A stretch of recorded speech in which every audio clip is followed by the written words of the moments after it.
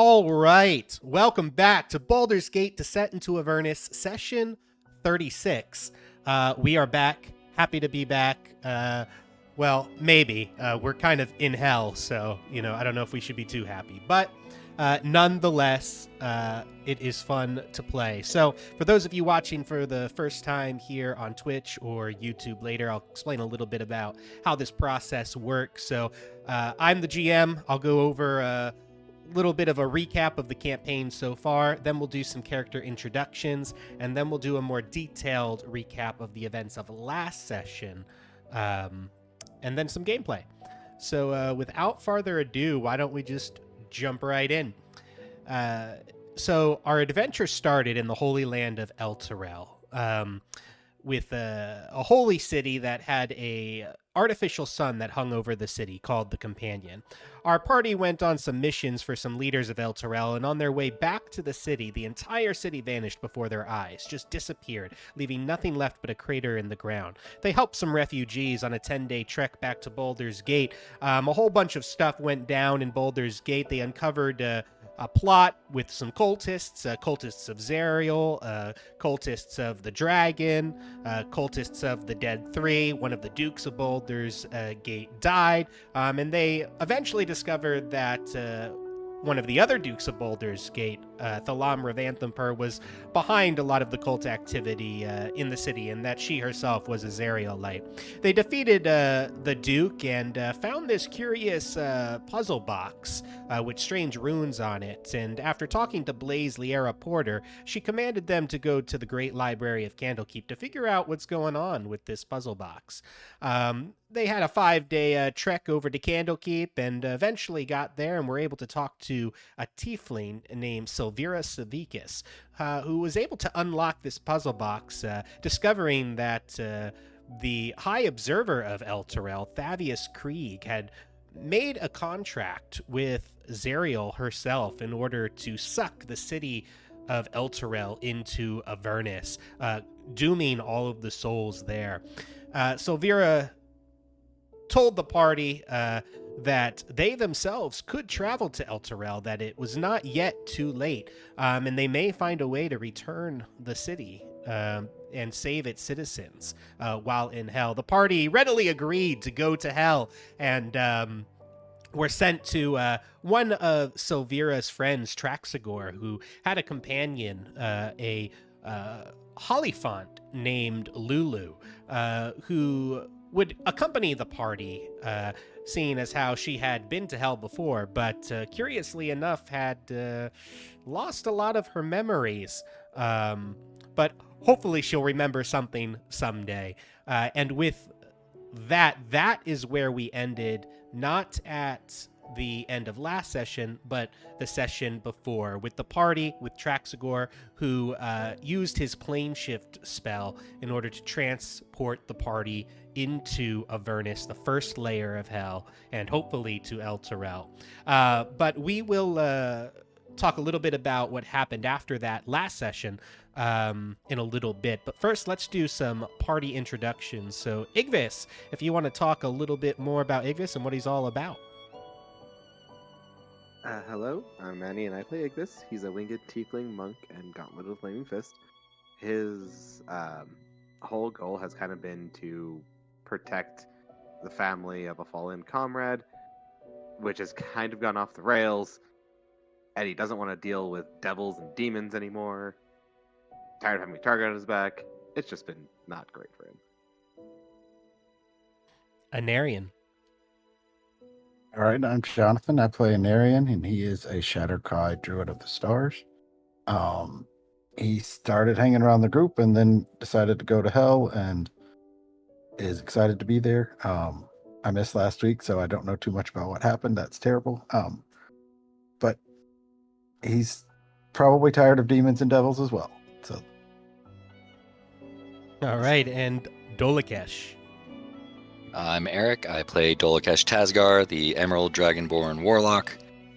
He is a working companion to Igvis and held a false identity as a Flaming Fist in Baldur's Gate. The person he took the identity of died and gave Dolakesh a little bit of a investigation to complete, and that has led him to these occult activities and now the party in hell. Great. And Roland? Hi, I'm Anthony. I play Roland. He's a human triad cleric. He want to find answer about his exile, exile, and just found out that he just fell in hell with the person that he just met. Just fell in hell. I hate it when that happens. And Raylan. My name is Rich. I play Raylan. She's a half-elf sorcerer. She's a close associate of Liara Porter, and she was tasked with originally finding out what happened to Liara Porter's uncle and who killed him. And she met up with the group. They killed some people. They did some things, and now she's in hell with them. Everybody's in hell. All right, perfect. So what I like to have the party do here with my sessions is at the beginning of every session, they roll a single d20, and whoever rolls the lowest gets the honor of recapping the events of last session from their character's perspective. So Anarian, you don't have to roll since you weren't here last session, but everybody else, go ahead and roll me a single d20. Those are some high rolls, you know. People don't want to recap, apparently. All right. And it looked like it was going to be Roland, but Raylan with the 4 gets the honor of recapping the events of last session for us. So, Raylan, whenever you're ready, take it away. All right, so we started out where we just entered hell. Immediately upon entering, a mother and her 2 children came running towards us, followed quickly by 4 demons or devils. I don't exactly remember what they were exactly, but they came running up on us, and we had to beat their faces in a little bit. From there, it was decided we were going to head towards the citadel we saw off in the distance. I think we pretty much got there relatively unmolested until we got to a bridge that had some warding on it. Fight took place there. Roland was able to activate the runes, and we defeated the enemies, and we crossed the bridge, and I think that's where we left off. Yep, precisely. That is where we left off.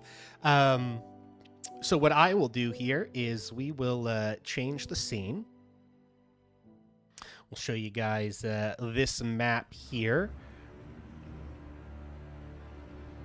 So this is, and just you give, you know, a little bit more context here. So you guys are up here where I am marking you, pinging, right across this bridge.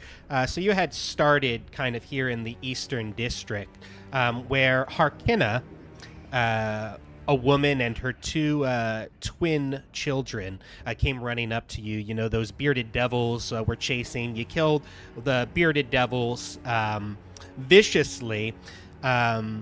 And then you continued on.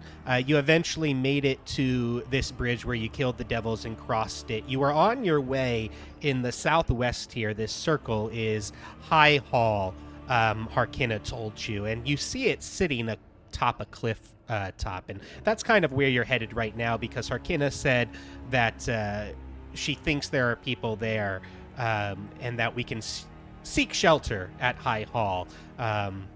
If anybody is still alive. And I'm just going to kind of share this picture with you again.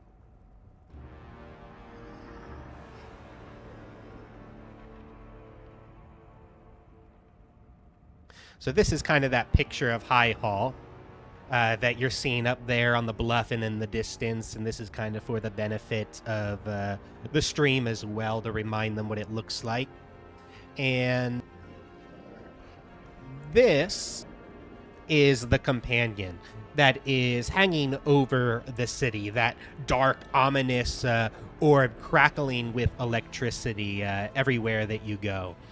So that's kind of the environment that you are in. you guys had decided that you were going to be following Harkina because she said she thinks she can guide you to High Hall. Is that still your plan, is to continue following Harkina as she kind of navigates the city in her best effort? Yeah. I'll be providing the support with the aerial view that I got, but otherwise, yeah. Okay, awesome. So if you're following Harkina, I'll kind of move you here on the map.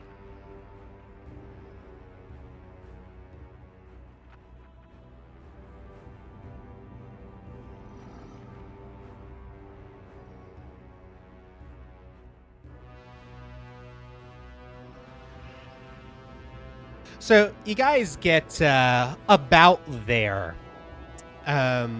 And I am going to switch scenes here.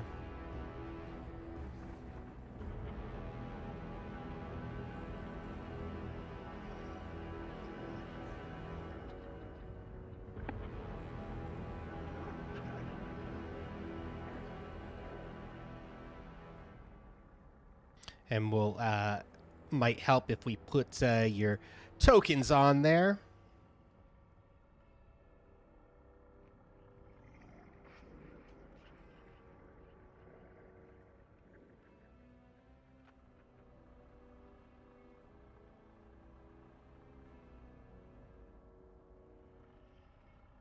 And then we have Harkina.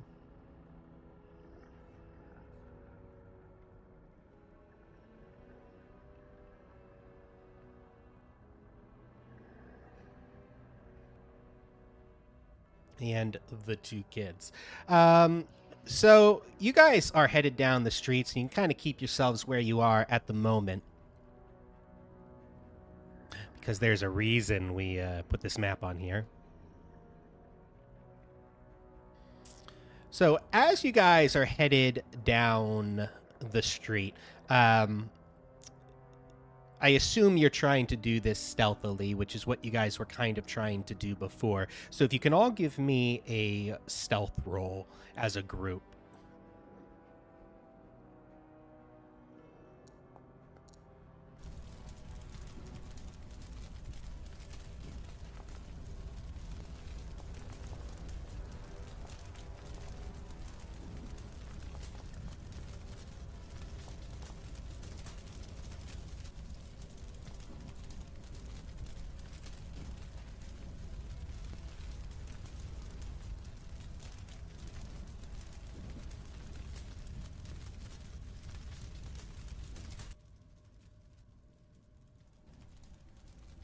All right. So we are looking for, out of those rolls, the fourth highest roll. 13? Looks like it did.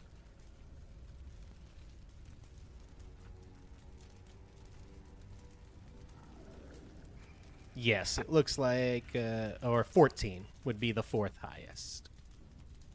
Yeah, so 14 is your group stealth check.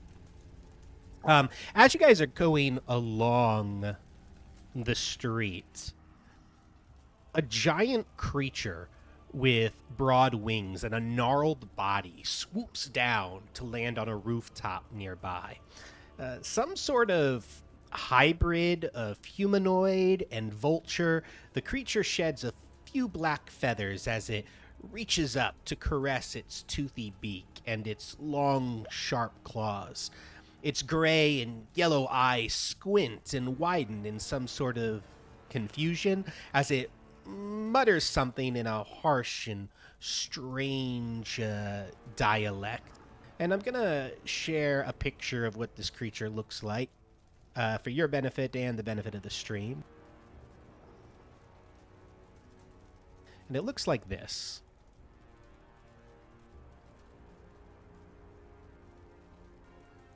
And it does seem to notice you as you are coming along the streets there.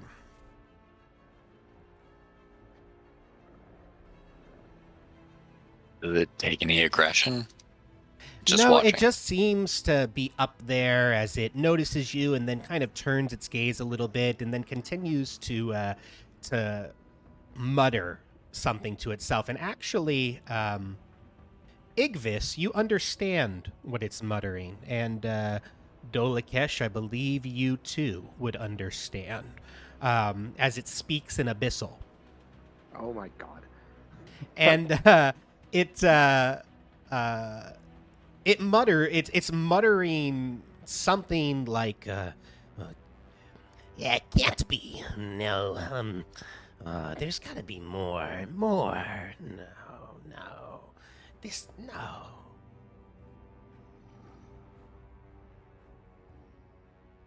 It seems confused by something and thinking like it's searching for something.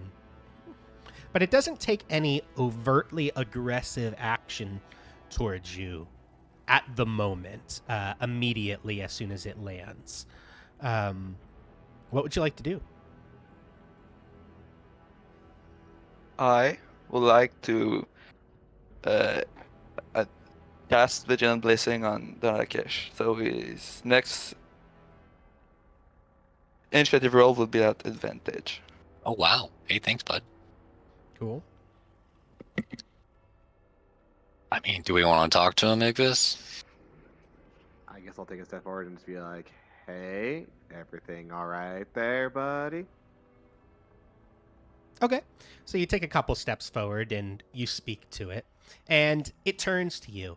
And it says, "Oh, yes, two-legged mortals.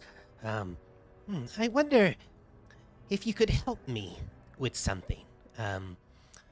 You see, I've been pondering and pontificating on the meaning of existence. Do you, would you care to help me understand?" Sure. I can try and help with that. I'll translate that to the group. Okay. And he'll continue on. He'll say, "You see, I have this hunger in me, this hunger to feed and to devour, and you know, can there be more to life than just this endless feeding and devouring and cruelty and what is purpose? What is the purpose of a creature such as me?"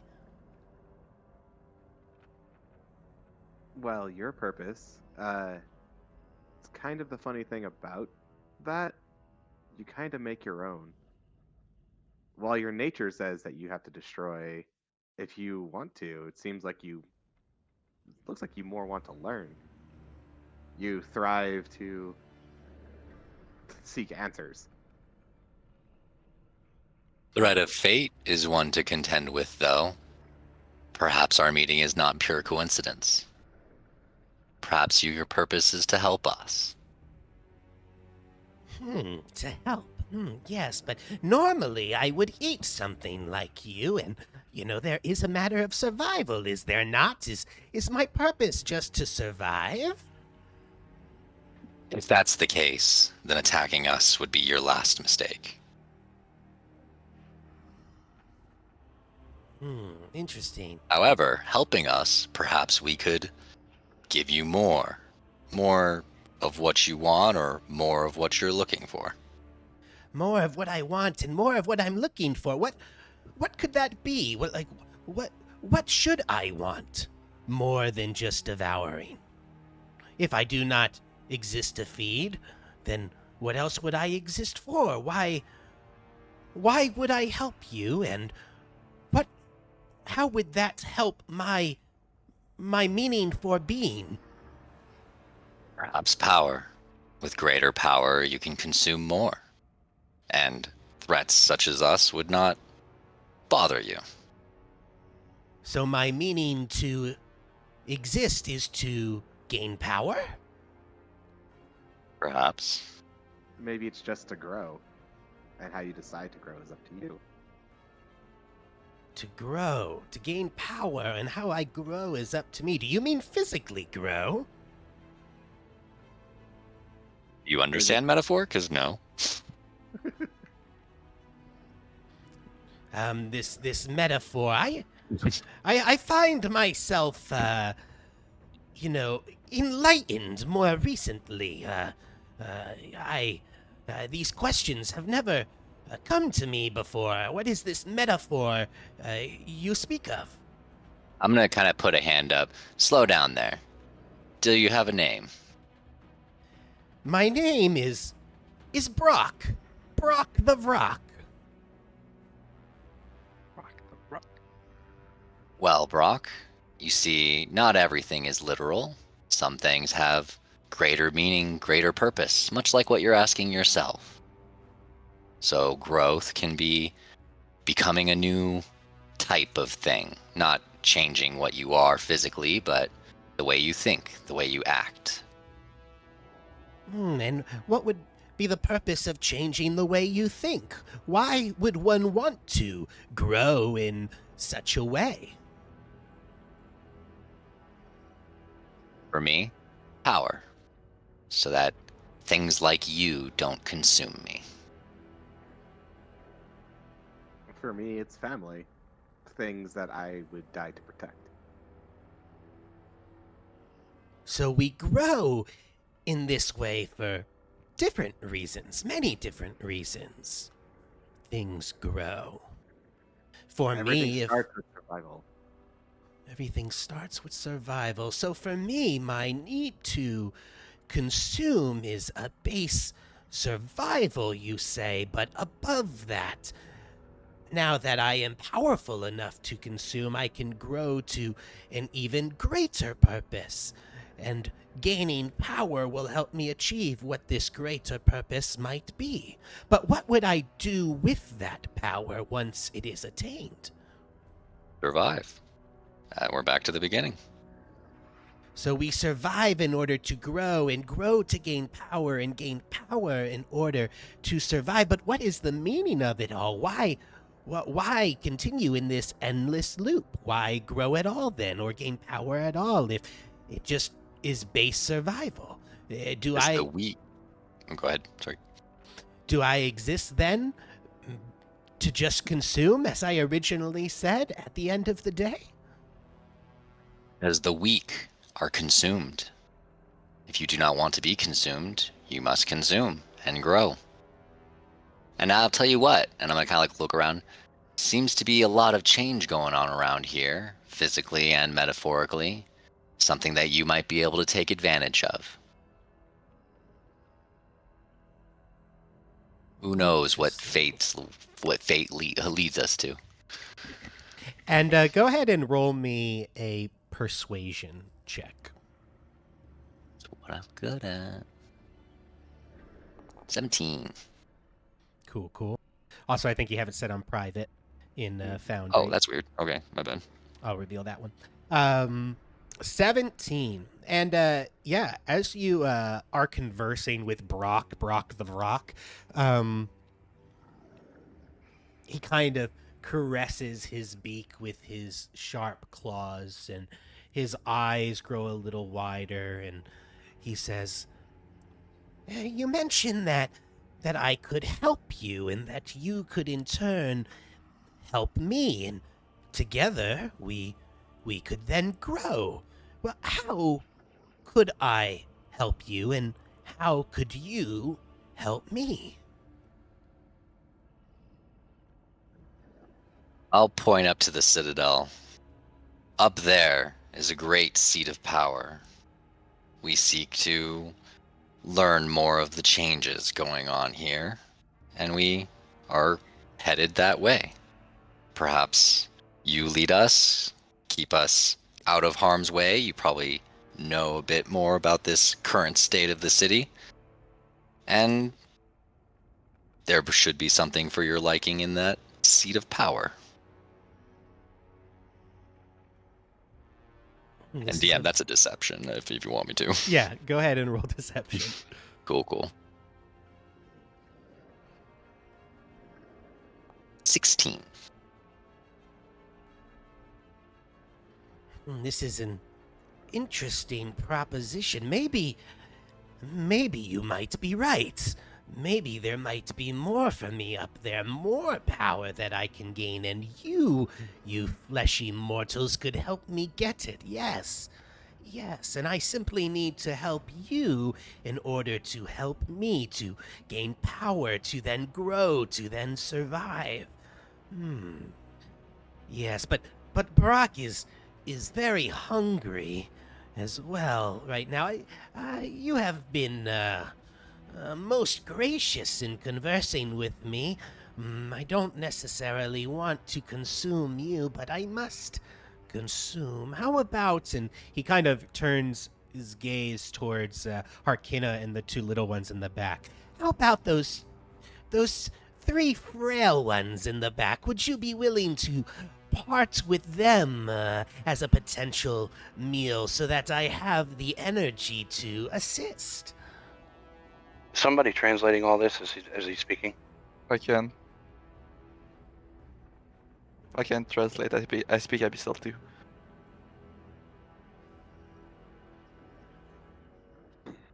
Raylan will look up and be like,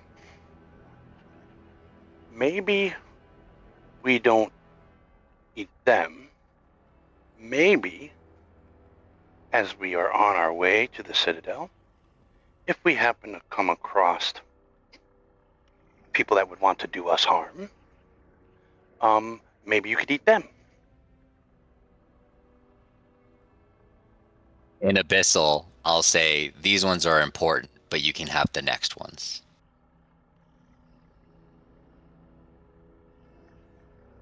The next ones. Ooh.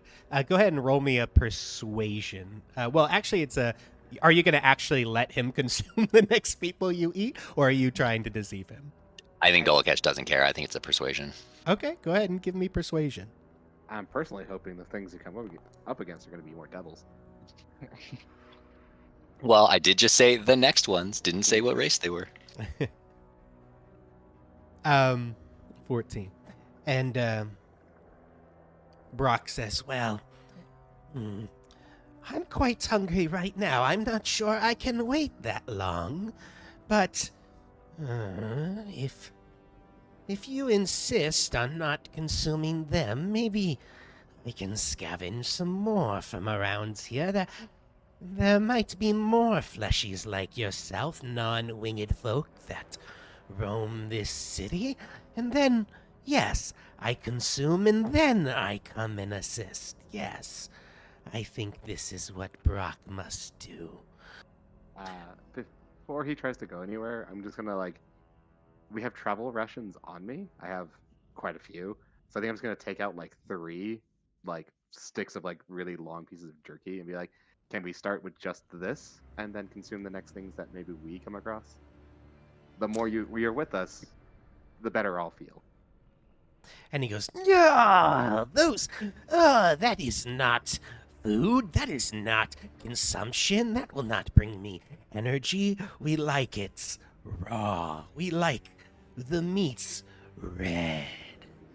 And as he says that, all of a sudden your conversation with him is interrupted by a large quake as the ground trembles beneath your feet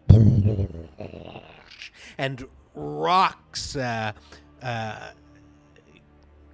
quake and expand, and with thunderous booms, and the sound of metal scraping on metal pierces the air. A few of the buildings around you actually collapse in on themselves, and the screams and cries of multiple people seem to call out in pain for aid. And I need everybody to make me a dex save, please. On there.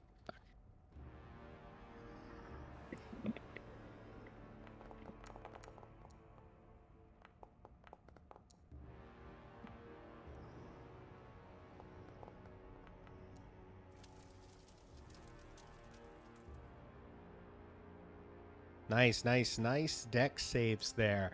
That is 5 of you. Yeah, so you all try to gather your feet. Harkina and the two children fall prone to the ground from the quakes, unable to keep their balance. And more specifically, this over here building that I'm pinging, this one down here, and this one across the way all collapse in on themselves, as does the roof here where Brock is kind of stationed. And Brock kind of falls down into the roof as it collapses. And you hear cries coming from those 3 buildings that I mentioned before over here, as it seems multiple people are calling out for aid. So what I am going to do right now is I would like everybody here to roll me initiative. Thanks for the advantage, buddy. Welcome.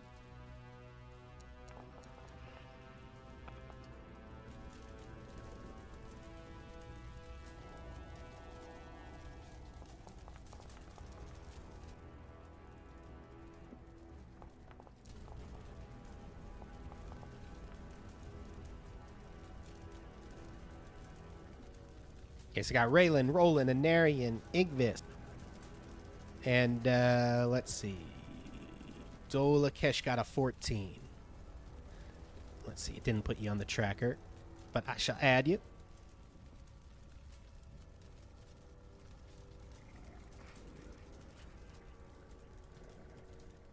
All right, cool. I think we got everyone on there. So we're going to go ahead and do this.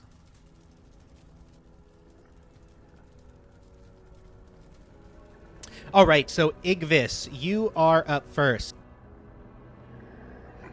Okay. What would you like to do? So there are cries coming from those 3 buildings as you hear, "Ah!" So this one closest to us on fire, the one down here in the bottom, like right corner of the map, and the one in the bottom left corner. Correct.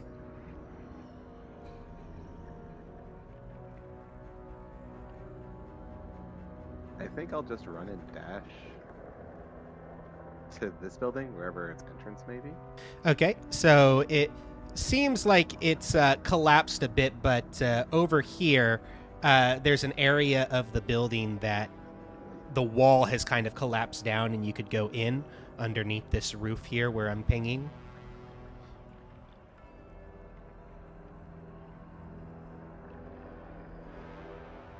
Okay, so that's my full movement. Okay. So I'm just gonna look in here then for people who are currently in danger. Gotcha. And as you get in there, there is definitely fire inside of that building as well. And the smoke is a little hard to see as you're in there. And you can feel the heat. Even though you're resistant to it, you can still feel that it's quite hot in there. But you don't see any people immediately. Brock the Vrock flies up and out and perches up on here and says, "Oh, the cries of other wingless creatures. Well, you did say the next ones I could have. Oh, how fortuitous." And that's what he will do with his turn. Dolakesh, you're up.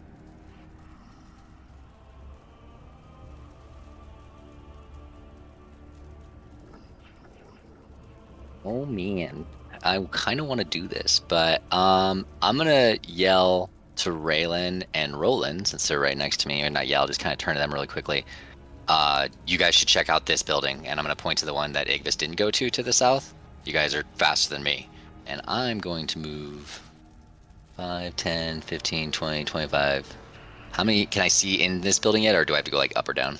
So this building, there is a door that's over here where I'm pinging. That one you did not hear cries from, just to be clear, though. Oh, okay. I thought So we heard you hear from this cries building, too. from all from the south, 2 buildings to the southeast, and 1 building to the southwest. Shit. Well, that throws off my plan. I was gonna sacrifice one guy. I know. I'll just kind of approach, and I'll just hold Eldritch Blast for anything hostile right now. Okay, sounds good. I gotta do the next turn, huh? Yeah, there we go. All right. Lulu is up, and Lulu is going to say, so I'm not sure what you want me to do here, but that bird thing looks hungry. But I guess I can help, find some of the survivors. And she's gonna start moving.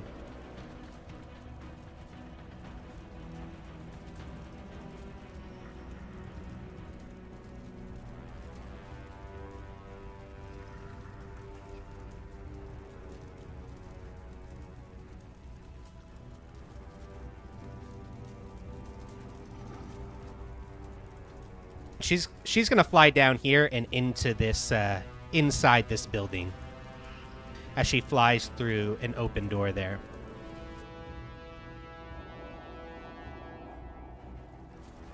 Anarian, you are up.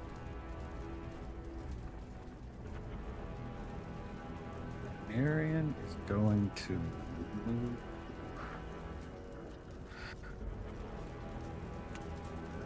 to here. Can he see inside of the burning building from there, or does he have to get closer to see inside it? You can't see from inside there from where you are. That fire is raging, but here in the south, where I'm pinging, it seems like there is a door that has collapsed on its hinges. So there's no windows like on the side of this building. Correct. And there is rubble that has kind of collapsed, definitely. But, yeah, the only way to really see inside would be through this doorway over here that has kind of been collapsed, so it's a little bit larger of a hole here.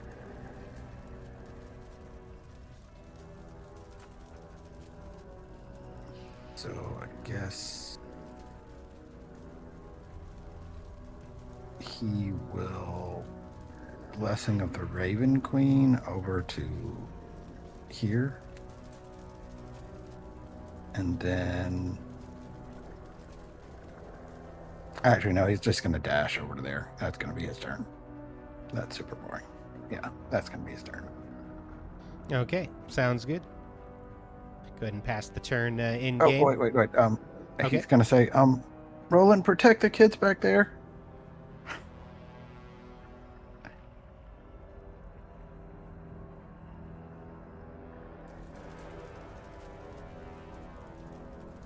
All right, Roland, you are up. Did we hear some cry in the building in the top right corner? Correct. So crying in this building where Anarian is, the building down to the far southeast that Lulu flew into, and from the building down here where Igvis went to in the southwest. Oh, so I'll.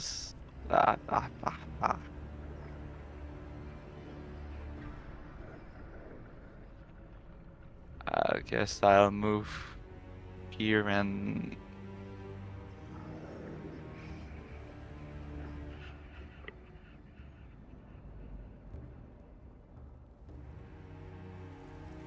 Wait. Probably want to move them with us, right? Can we bring them with us?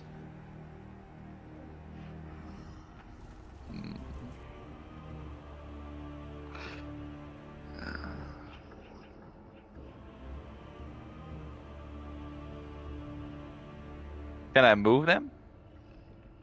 Well, where would you try to move them?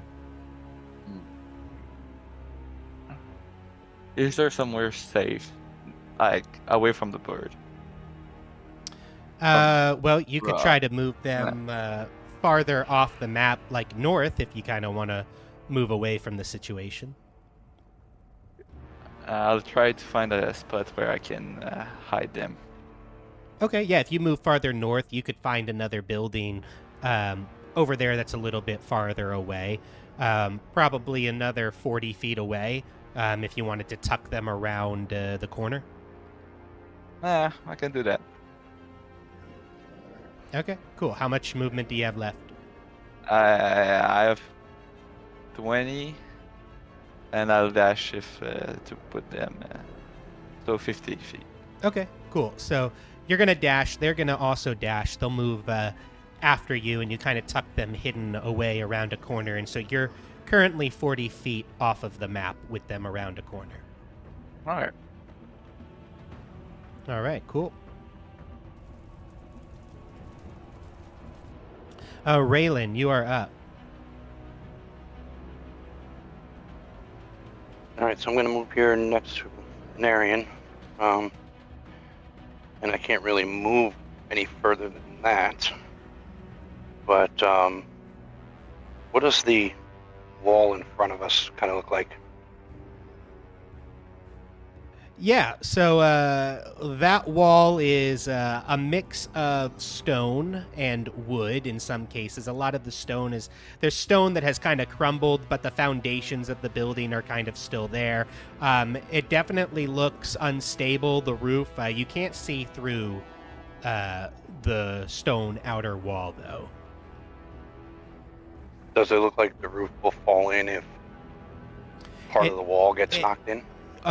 It definitely doesn't look very stable, the building itself, and it's ablaze on fire.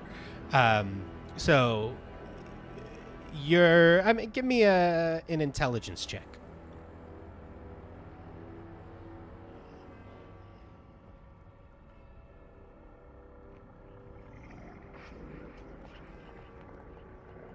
Nope.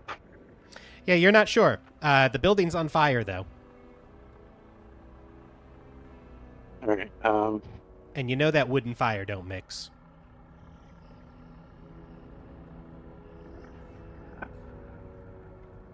I guess I'll end my turn. All right. Igvis, what would you like to do? Start exploring.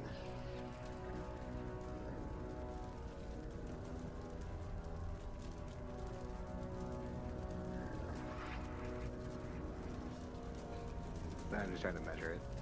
Yep. So you kind of see over here, and actually I'm going to do this for the benefit of the stream, because they don't get the benefits of your vision, apparently.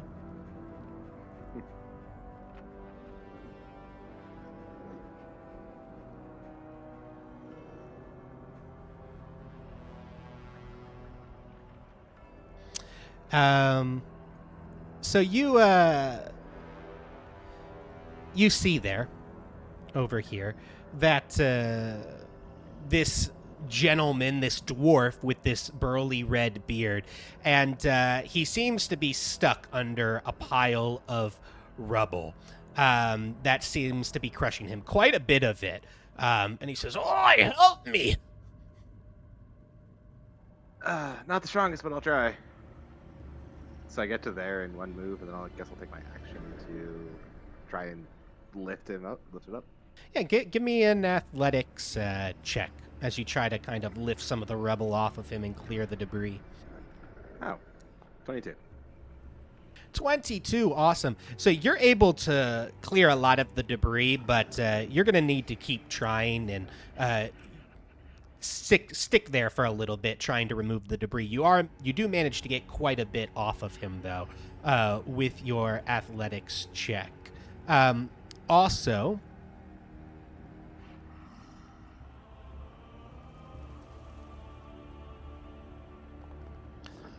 you take 1 point of fire damage in the building as kind of that blaze is really, really hot. Reduced by half to 1? Yeah, minimum 1. That's funny. And it is my action to do that then? Correct. Your action is to remove debris. Cool. That's it. Okay, Brock the Vrock is up. Brock the Vrock. Let's see. What is Brock the Vrock going to do? Brock the Vrock is going to fly over to here. And is going to look around, eyeing curiously. And you notice that he is kind of eyeing over here to the other side of the building, going, oh, I'm so hungry. Dolakish. I will go ahead and move dash. Did we say this bottom right building as well, or just these two? Yes, bottom right building as well. Okay. So yeah, I'll move dash towards that to see what's going on. That is 70. That's 60, so there.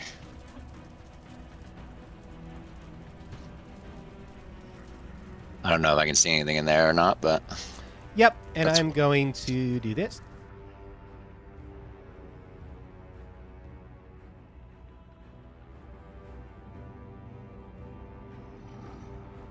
For the benefit of you and the stream. So you see Lulu inside there, of course. And you can kind of make it out a little bit, but in the bottom right corner over here, you see a female dwarf who seems to be dangling from the ceiling, caught underneath something. You can't tell too much from where you are right there, but she's like dangling upside down.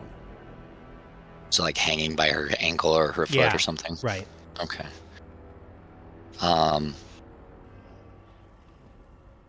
Lulu, I think Anarian and Raylan may need help. Okay, I'll go help them. And she's not screaming or talking, or she's unconscious? Oh no, she's crying out for help. Okay, cool. I'll handle this one. Okay. Anything else? Okay, Lulu. That's it. And Lulu's going to say, "Don't worry, miss. Dolakesh is here and he'll save the day. He's a good friend of mine." And Lulu is going to move out of here and is going to move up, and she kind of eyes Brock nervously as she passes and says, "Hey, Raylan. Hey, Marion. Dolakesh said you needed my help." Yeah, stick with us. We're gonna put out this fire. Oh, That's what okay. I'm gonna do. What are you going to put it out with? Magic. Ooh, magic! And that'll be her turn as she gets all the way up to you guys. Anarian, what would you like to do? I'm gonna run away now, Lulu. You can follow me if you want to. It's gonna get a little Okay. cold though. I'm gonna run forward to here. So right Can I see in the here- building now? Or so- right there's the door. Sorry. That's the door. I wanna go in front of the Now, door. Brock was kind of eyeing from the other side of the building as well, if you wanted to keep going to the other side of the building. Just as far as Can I what you peek see. in the? Yeah, you Can can I peek peek in the door? How on fire is inside of the building? Yep. Move yourself like 5 feet to the right. Okay. And this And is there's kind of a- what there's you an see. open- And there is an opening op- here to the south, where it kind of opens up into an alleyway between the two buildings. And to the north, there is also a dwarf over here with a big brown beard, where the fire is kind of like originating from. And he's calling out for help. And then, like, as you kind of get to the door and you're looking inside, he falls unconscious, and he is also under a pile of rubble. Say, I don't know if you can hear me, but it's gonna get really cold. And I'm gonna cast Sleet Storm, which is a 40-foot radius right here. Okay, in the opening down south? So it goes 40 feet from where I cast it. So that should get this whole room and anything on the other side of it. Cool. I love it. And it douses all exposed flames. Awesome. I love it. Okay, 40 feet. Yeah, so that'll get both of those big flames there. So let's do this.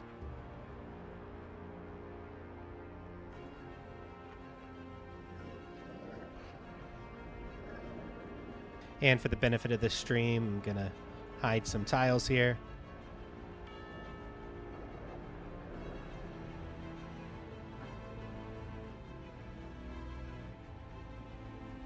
So some of you may see some things that you don't actually see at the moment. Okay, yeah, you cast that sleet storm, and you did it on the opening. How tall is the sleet storm? It's 40 feet. 20 feet tall. 20 feet tall. 20 feet tall. Okay, cool. So Brock the Vrock is caught in that sleet storm. So let's see. What is it? He Exactly, has to a roll dex save? a deck save or he falls prone. All right, so we're going to go ahead and make a dex save from Brock the Vrock.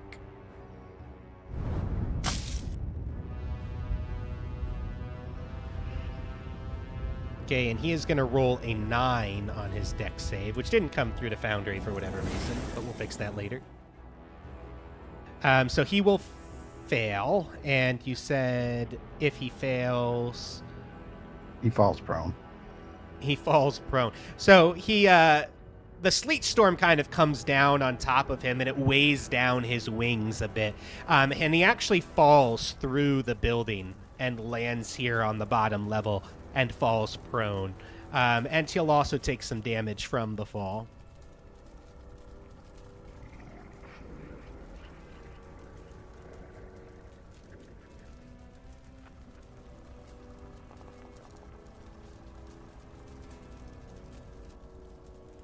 As he takes 7 points of damage and falls prone.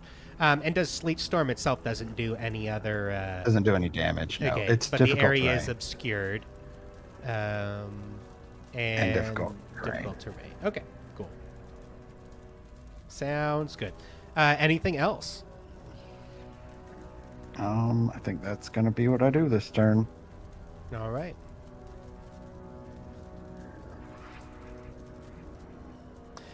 Next is Roland. So, Roland, you are 40 feet off the map currently. I'll dash to come back. Okay, and your movement is what, 30? 30.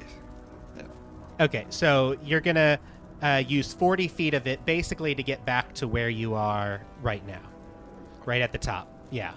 And so then that right there would be another 10, so that'd be 50 to get there. So you could go another 10 feet if you wanted to for your full dash. No, and that's my turn. All right. Raylan, you are up. Okay.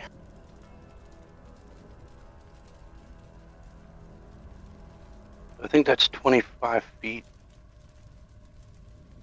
Yep. And as you look in there, there is a sleet storm that is currently covering the area. It is pretty obscured, so you can't really see anything in the area too much. You can see that Vrock there is on Brock the Vrock is on the ground under the sleet storm, and there's slippery ice everywhere. All right. I guess I'm just going to wait right here. All right.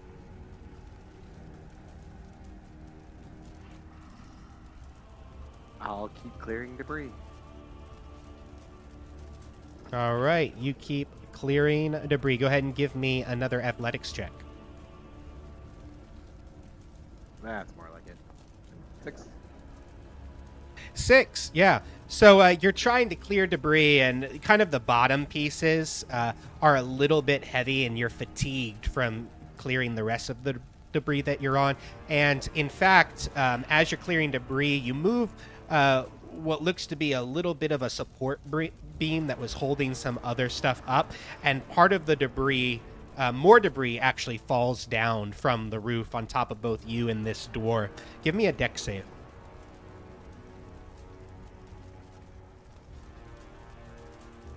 8. Oh, 19. Okay, 19. So you'll take half of this.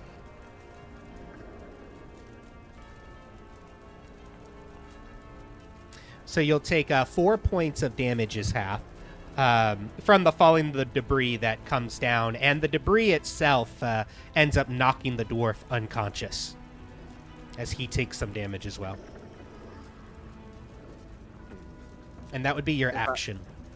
If I don't plan on moving anywhere, would you let me use like essentially the rest of my turn to try to like maybe drag him out of it or clear more? Yeah, so you kind of want to drag him out and maybe try and maneuver his body out from underneath the debris. You could give me an acrobatics if you would like to, in order to try and do that. You could also... Nope. Yeah, there you go. That's fine too. Yeah, so you're not able to do that as you're trying to maneuver him out of the debris.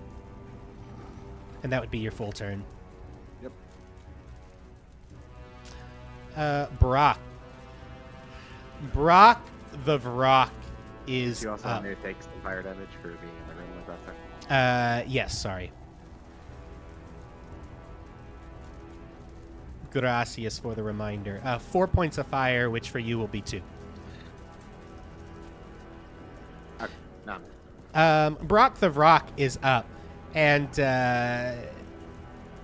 Anarian, since you cast the Sleet Storm on him, roll me a D100, because he gets up as he flies up into the air a little bit. And is this when they start their turn? Yeah, they start their turn, they roll it again.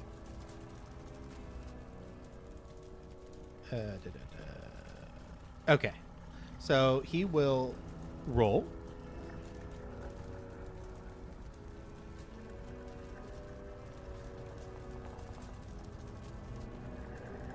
So 18, and that is more than your DC, probably, right? Yeah, DC was 15. Yeah.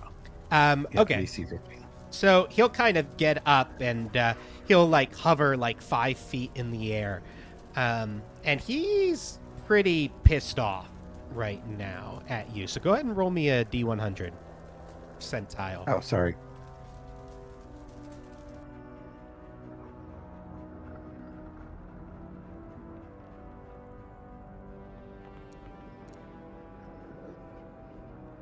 '68. So he is actually going to turn and attack you. And he's going to say, I thought we were friends. Friends don't hurt friends. You'll make a nice meal instead. And he will attack you with his beak. It's a disadvantage because he can't see me, right? He's right next to you. But it's heavily obscured in the sleep storm. Yes, it is.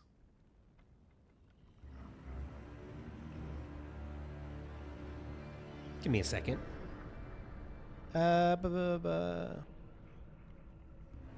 Okay, yeah, so he's essentially blind. Okay. That will change slightly what he does.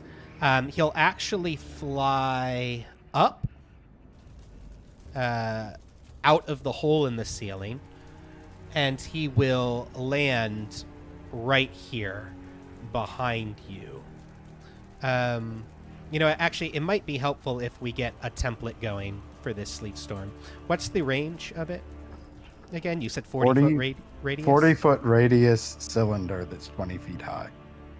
Okay, I'm going to do this. It's huge. It's an 80-foot circle.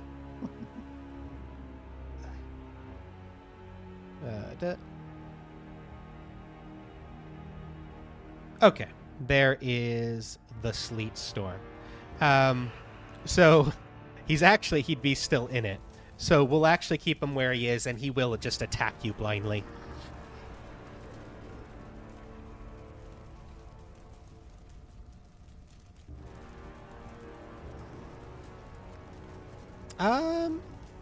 Sorry, I will take that back.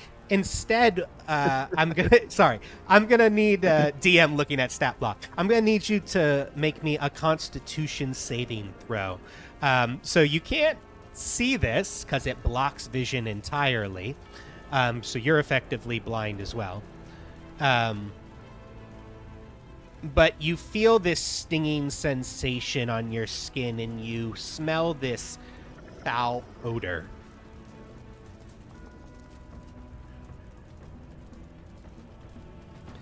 Okay, you are poisoned.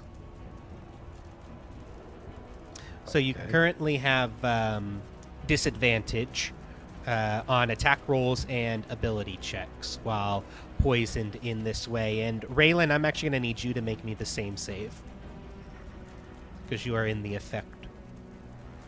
You said right. Constitution, yeah.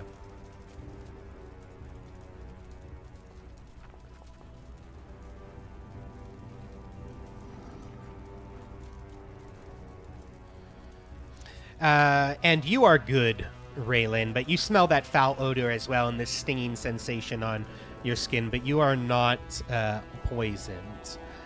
And that is going to be its turn.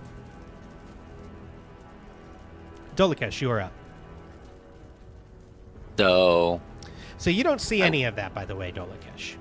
right. What I did see was Rock take off for that building, and then right before I was obscured, I know he was up there. So I'm gonna just say, I'm not like yelling, but I'm hoping he can hear me. Basically, Rock, follow me. The others will just hinder you.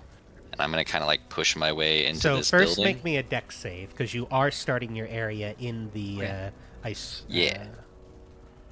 ice storm there. Okay, cool. So you do not fall prone. So go ahead and move where you would like to move. As you Yeah, say so that. say to Rock. that, and then 20. Oop. Where's the door? There it is. Okay, so 10. Is it half movement because sleep's I didn't fall prone. Yeah, it is Yeah, but still it's still difficult have terrain. movement. Oh, okay, so 20. Wait, yeah, 10, 20, 30. And I can't see, but I know where she was, so I will dash towards her. 20, 30. So she's like hanging above me right now. Yeah. So as you kind of get over there, and the fire that was in here that was creating intense heat for you has since put out. You actually can't see her at the moment Right. because the area is still in the sleet storm and completely obscured. But you do hear a calling for help pretty close by. Okay, I will end there. All right. Lulu is up.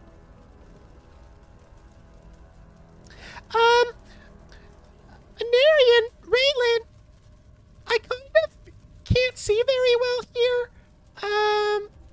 Is there something you want me to do?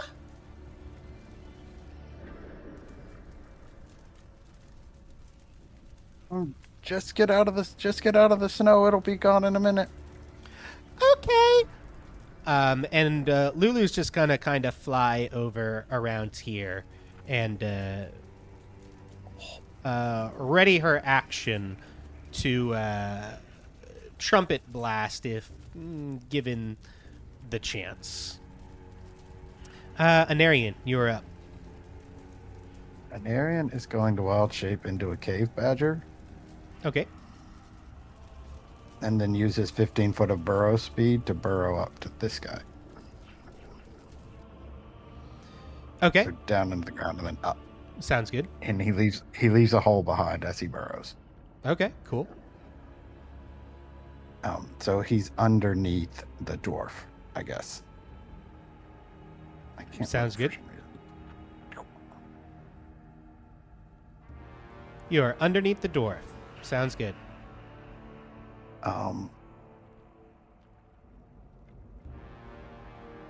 And that's his turn. Okay, that is your turn. Roland. Roland, you are up. Yeah. I'll move 30 feet.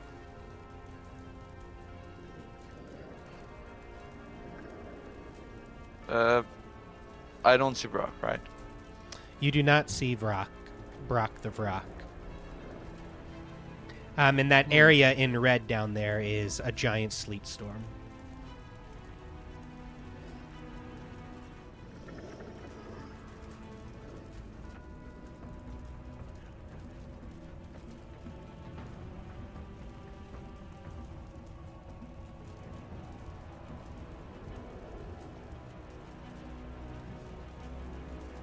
I guess I will.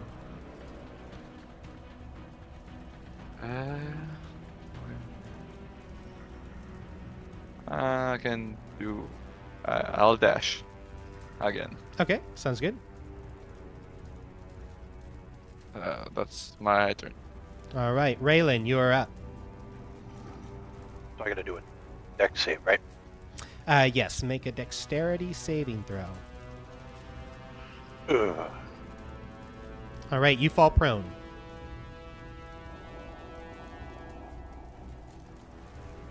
Okay.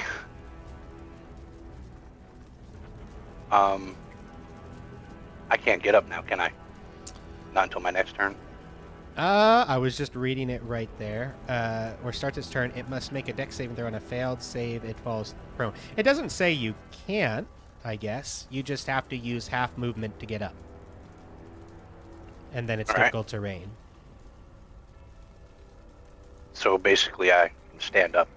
Okay, and now you have And- 15 feet of movement, and it's difficult terrain. All right, so I'm just gonna step inside, and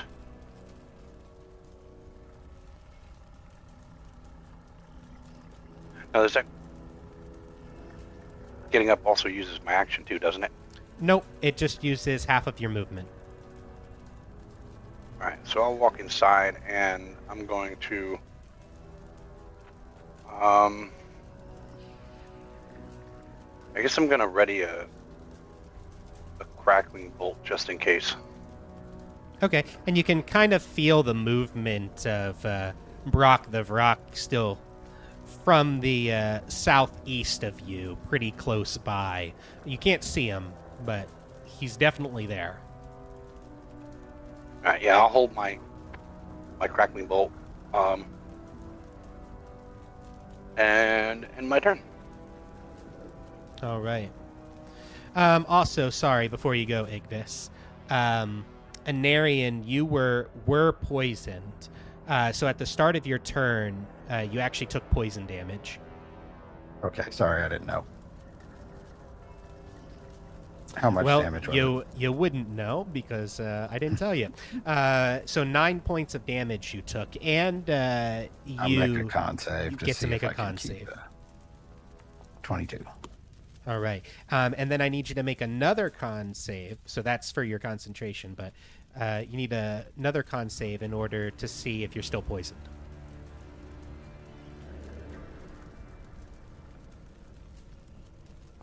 $22 again. All right. So you kind of shake off the poison and you're no longer poisoned. That turning into a badger just removes poison for some reason. Okay, Igvis, you are up. So I'll spend my whole turn doing the squeezing him out of the rebel situation. Okay, so you're going to try to squeeze them out. So go ahead and give me... so before you give me your acrobatics, Sure. what I will say is if you want, I'd let you make a perception or investigation check in order to kind of determine, the best place to squeeze him through or to notice, bigger openings that are in the area, if you would like to do that as well. So you could make, and if you do that, it would give you advantage on your acrobatics in order to squeeze him through. Sure. And I would say that would be your whole turn to make those 2 checks. Okay. I'll do that then. Okay. So perception 20. Yeah, so as you kind of use your perception, you're able to see that there are some gaps that are a little bit bigger than others, and you can kind of figure out exactly where you should be maneuvering his limbs and stuff to squeeze him through, and then go ahead and give me an acrobatics at advantage. Oh my god. Yeah, so you try to squeeze him through, and even with your perception there, you do not manage to do so. You do not trigger more falling debris, but you do take some fire damage.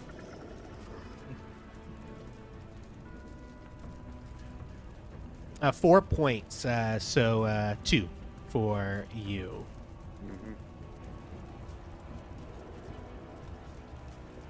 And you can tell that he's getting hurt by it as well, this fire, as that heat kind of radiates. Okay. Brock the Vrock is up.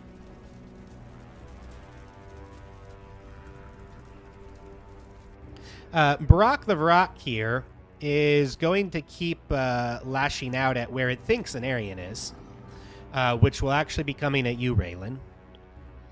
And he is going to make 2 attacks. And they will be at disadvantage.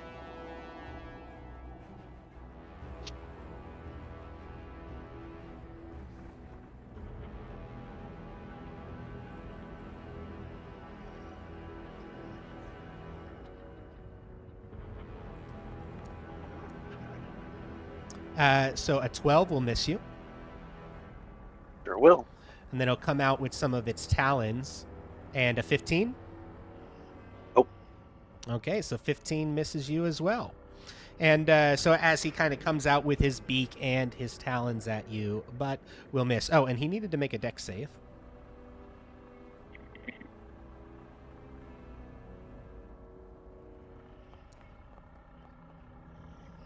So he'll fail his dex save, he'll fall prone, and then he's going to use half of his movement, basically, to get back up before he attacks you.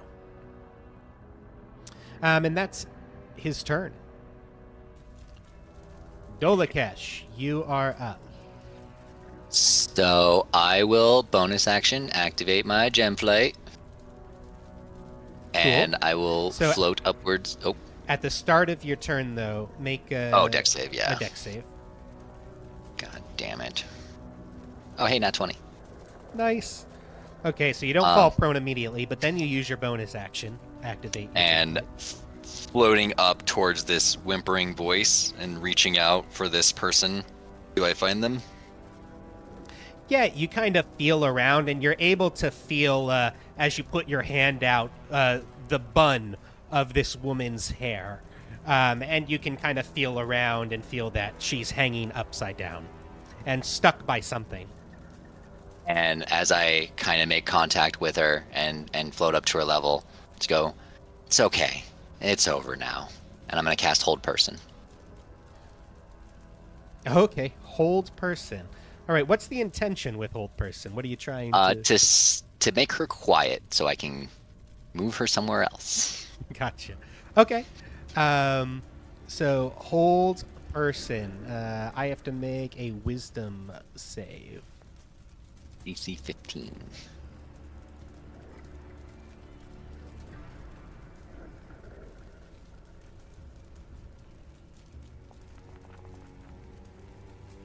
Uh, 12, so she fails it.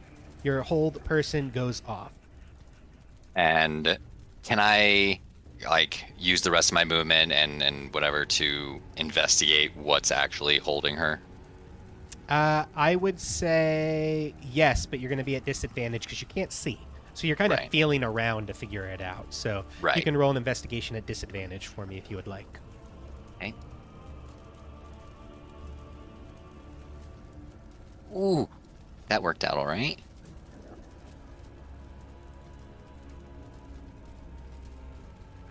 Did it send it? I got a 12 at disadvantage. It did not send it, but 12. You got a 12. Cool. So yeah, I mean, your investigation there. It just switched screen on me there.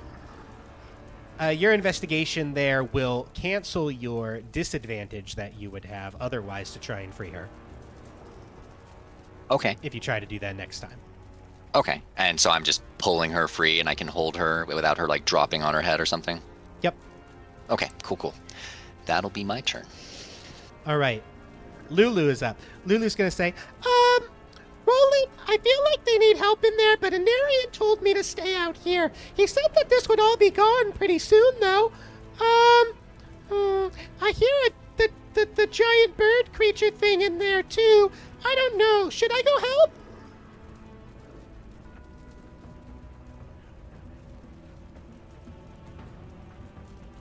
And she says that to you, Roland. Me? Yeah, to you. She's asking you Oh, because you're right next to her, and you're the only one she can see. Yeah, go for it. Okay, I'll go help. And she's gonna come into here. She'll have to make a dex save. She makes it when she enters, so she'll Right. have to make it right at the edge. So she will fail. So she kind of goes right in and out of your view, Roland, and then immediately falls prone onto the ground as her flight stops and she goes onto the ground. And she'll use half of her movement to get up, which is quite a bit. So let's see, that's 70. And she will get in here and she'll kind of bump into you, Raylan, as she gets into there. And you feel her trunk tap you on the shoulder. She'll say, Marion, do you need help in here? Raylan, no, stay out there for now. Oh, okay. I'm sorry. I'll stay out here. And she'll move back outside. And she'll be right back there where she started, Roland. And she will say, Roland, they said to stay out here. They don't need any help right now. Why? And then that will be her turn. Anarian, you're up. So, question. If an Aryan wanted to burrow up 5 feet and grab the dwarf, what would that entail? Yeah, so you can do that. He is still kind of pinned in a variety of different ways. And so there's rubble like underneath and above him. So you could kind of burrow up and you could end up reaching up and kind of finding a leg and stuff. And essentially you could try to like drag him back through your hole.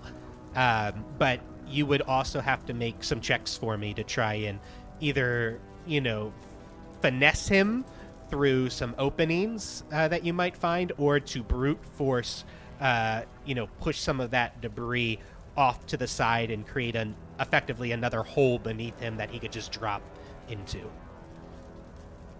All right, I think before I do that, I'm going to go ahead and burrow up and out of the sleet storm Okay. on the other side of the... I can't go through the wall, but like Underneath. to there. Yeah, Okay. underneath. Sounds good. So you end up over there. And a little badger appears in the middle of the street, and I'm going to wave at Lulu. Okay, sounds good. Oh, hi, Marion. Raylan said you don't need any help, so me and Roland are just kind of hanging out back here. I wave at her with my badger hands. Okay, sounds good. Like a come hither look. Oh, okay. Actually, she's never seen you wild shape before, has she? Yeah, she has no clue I can turn into a badger. Yeah, so probably. she doesn't She just even- thinks I'm a happy badger. Yeah, you're just a happy badger. So she's like, oh, that's cute, a little badger. Roland, look, it's a badger. I think he wants you to follow him. Oh, do you think we should really be doing that, though? Our friends might need our help. Yeah, I guess you can follow him. Okay, if you say so. All right. Anything else, Anarian? Nope. That's all I'm gonna do for now. Okay. Roland, you are up. Okay.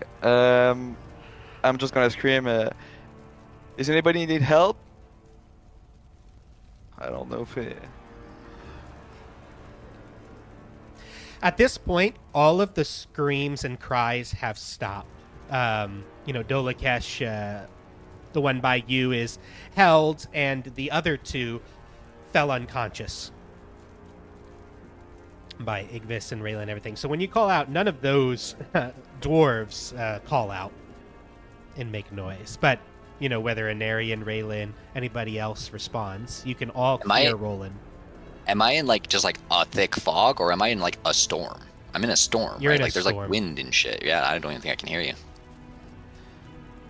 I don't think it obscures sounds, Oh, okay. mechanically speaking. Sure, okay. It's a sleet storm, so be able to hear the same as like if you were in a sleet storm, I guess. That was not helpful at all.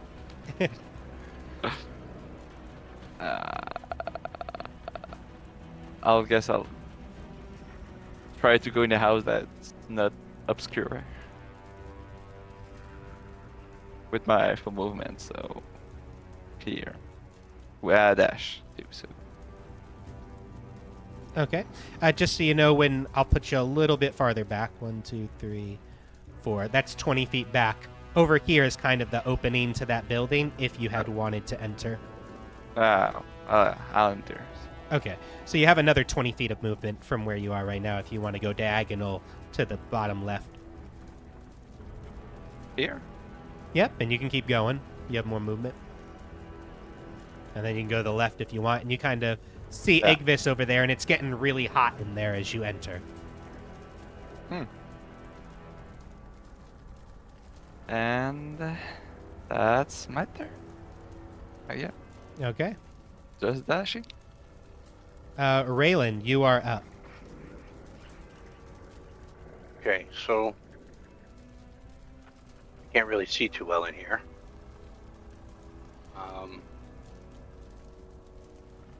And I know that dude is kind of like at my right. Yep. So what I'm going to do is I'm going to put my hand along the wall and kind of start walking up this way. Okay. And I guess I'll stop when I, step on something. Okay. Yeah, I mean, you would eventually, there's all kinds of debris there that you're, like, stepping over, and eventually you'll feel yourself, like, step on a hand, as you get up into that area, and you can kind of locate that the dwarf is there underneath some debris.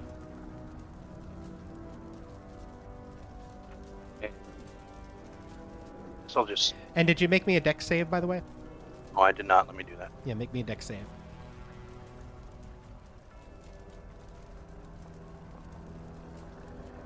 So actually you fall prone where you are, and it would be half movement to get back up from here. And then you'd only have 15 feet of movement if you were to stand back up. Yep, I'll stand back up. And goes... And that's all difficult terrain as well. So you could get to where you are over there, but it would be a double move for you, essentially.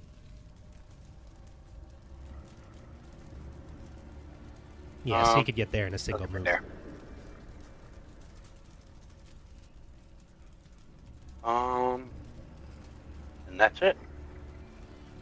All right. Igvis, you are up.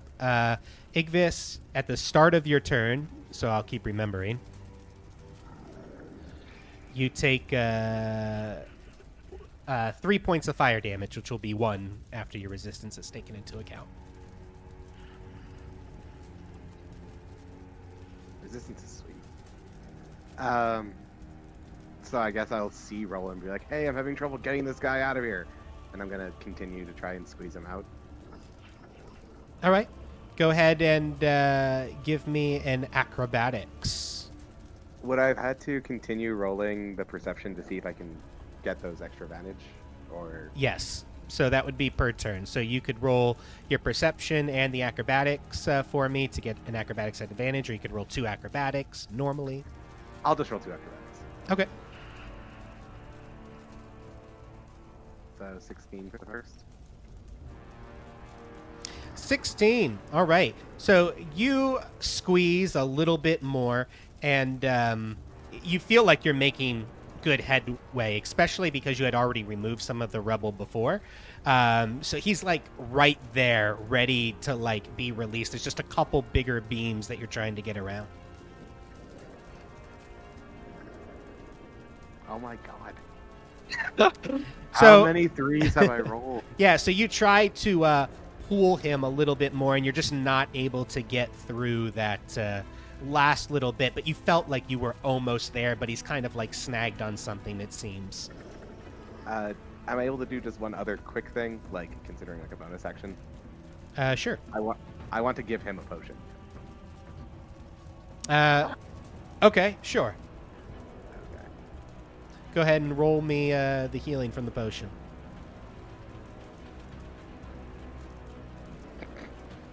My dice hate me today. Oh, reroll ones.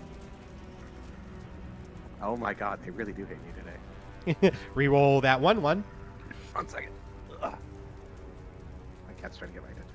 3, 4. Nice. So he heals for 8. Cool. And And I'll just call the roll and be like, I need help getting this guy out. yeah, and he kind of jolts awake again as he heals up. A little bit more, please. I'm almost free. Okay. Brock the Vrock is up. Brock the Vrock is going to attack twice where he thinks you are, Raylan, but he will make a dex save first.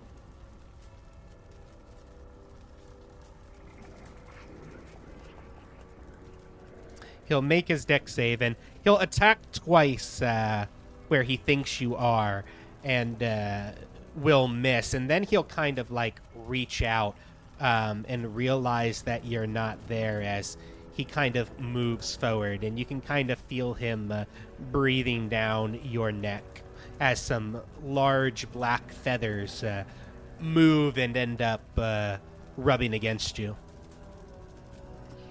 Well, that's fun. Dolakesh, you are up.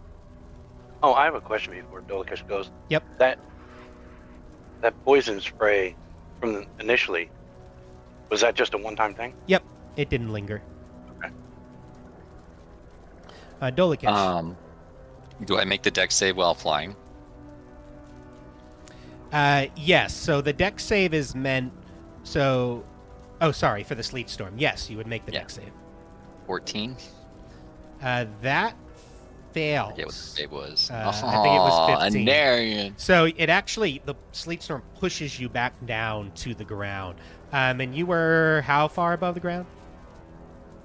I was at the level with the hanging lady. So you will take a little bit of damage as it kind of like pushes you into the ground down 10 feet.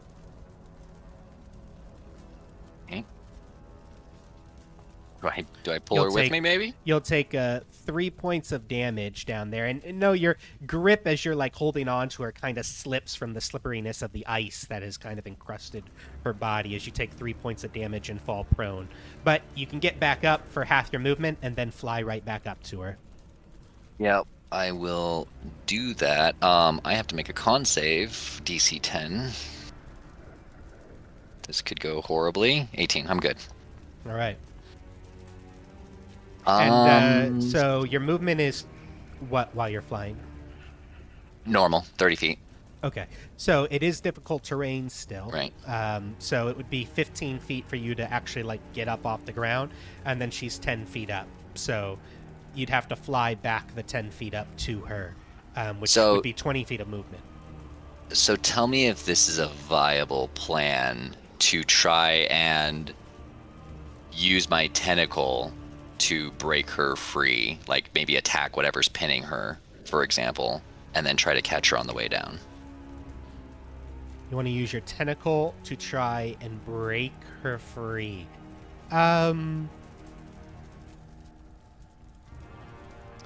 Yeah, I would let you do that and make a what's your main casting ability?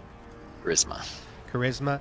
Yeah, I would let you make me a charisma check to kind of see the force of will of your tentacle as it tries to move and push some of the debris.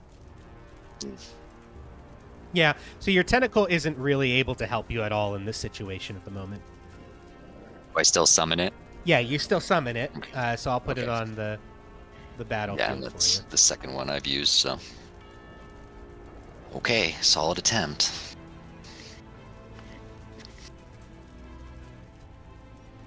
All right, Lulu is up. Okay, I'm gonna go follow this tiny badger because that's what I was told to do, at least by Roland. Hi, tiny badger. What's your name? I wave and I twitch my nose a little bit. And she'll go, well, I can help you get away to safety, little one. And she'll kind of move to kind of grab you. I make the X symbol with my hands. She goes, oh, okay. Well, do you need my help? I beckon her to follow me again. Oh, you want me to follow you? A little bit of an adventure. I like adventures. And she'll kind of like follow behind you when it's your turn. Anarian. All right, I have a question about burrow speed. So it says specifically that I leave a tunnel behind. Do I have to burrow through the tunnel, or can I just normal move through the tunnel?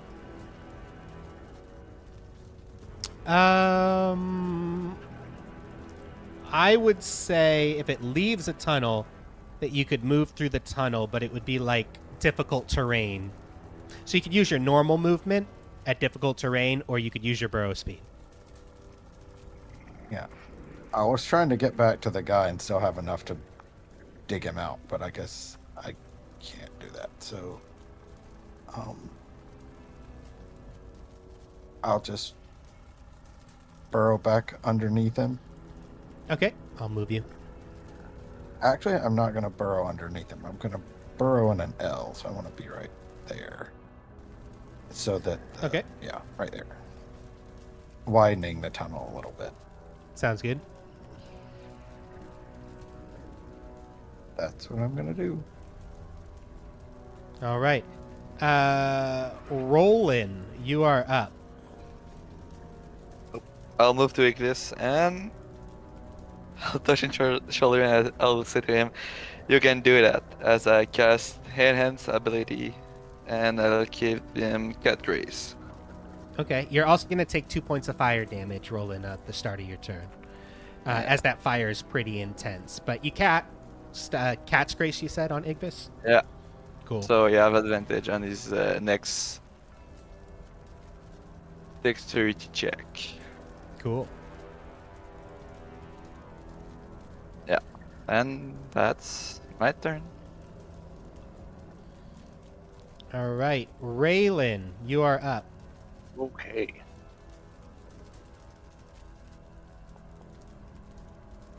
That's better.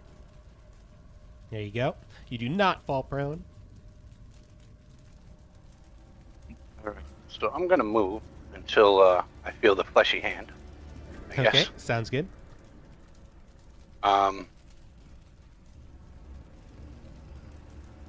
Now, feeling around, how much debris do I feel on top of this dwarf? There's quite a bit. Or, well, I would Like, know it's there's- a dwarf if you had anyone, right? Yeah, there's a hand that's kind of sticking out, part of some hair, a beard, as you kind of feel the face, and it's just like you can't even like feel for his mouth. It kind of from nose up, and there's some debris on top of them, and then like where his body would be is just all kind of heavy debris right now. Okay. How stable is the ground underneath him since an Aryan burrowed under there? Well, you don't see the hole. Right. I'm just But yeah, I mean, if you kind of like feel a little bit, I mean, you haven't fallen through, is what you know. okay. Now I'm just gonna start moving what I can off this dwarf because I'm just, as far as I'm concerned, he needs to get uncovered. Okay, give me an athletics check at disadvantage because you're effectively blind. It's already terrible.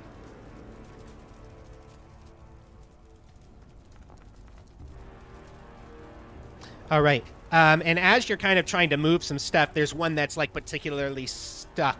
And you kind of move that a little bit, and kind of the area shakes as more debris falls down from the ceiling. And I need you to make me a dex save. You, Anarian, you're under the ground right now, so you don't. But make me a dex save, Raylan. Okay, so you're going to take all this damage. Excellent. You take 8 points of damage, and the dwarf gets buried a little bit more as this rubble comes down on both of you on top of you. Now, would it knock me down because it's falling? No, it doesn't knock you down, but it definitely, like, big pieces and chunks hit you of wall, but not enough at the moment to bury you.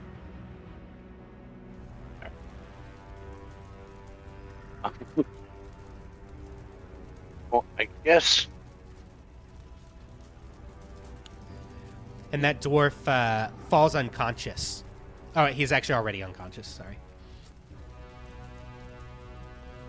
So you see that it kind of hits, and he's all bloodied up. He's not moving at the moment. Not that you could see that, but as you're feeling, him, he's not moving. Yeah, I would feel the blood if I'm feeling around on him. Yeah. All right. Well, I don't want to cause further problems, so I guess I'm just gonna end my turn. All right, Igvis, you are up. Let's get him out.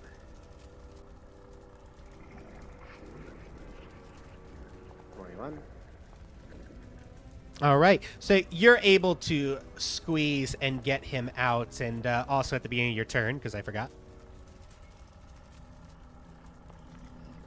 1 point of fire damage. But you are able to get him out of the rubble. He's effectively no longer pinned underneath the rubble. And I'd say you could move with him, but you'd be moving at half speed. And so that was your action to kind of get him out. I'll move him here, and obviously, if I can get him just in front of me. Sounds good. Thanks, Roland. We gotta get him out of here.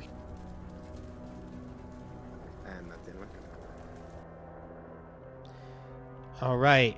Brock the Vrock is up. Brock the Vrock is going to make a dex save.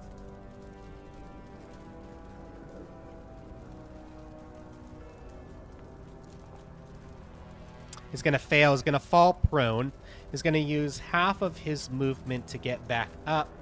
And then he's kind of feeling along at this point, searching, knowing that whoever he was attacking is on the move.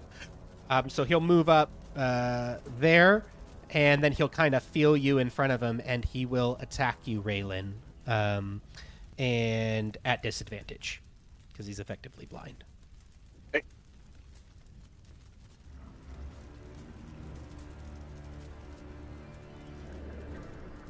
So first he'll attack with his beak, 18 to hit. That will hit, and I'm allowed to use my reaction, like to throw up shield. Yes, I would say, because let me see, shield, because you're blind. Well, I don't mean like I'll take the first hit and then just throw up shield in case anything else comes. Okay, sounds good. Because I would also have Yeah, my back. Yeah, I would say that you wouldn't see it coming. So you'll take that first damage, and then you'll throw up your shield for the second attack. Right. So you'll take this much piercing damage from the beak, 11 points of damage, and then you throw up your shield, and then he attacks you again at disadvantage with talons.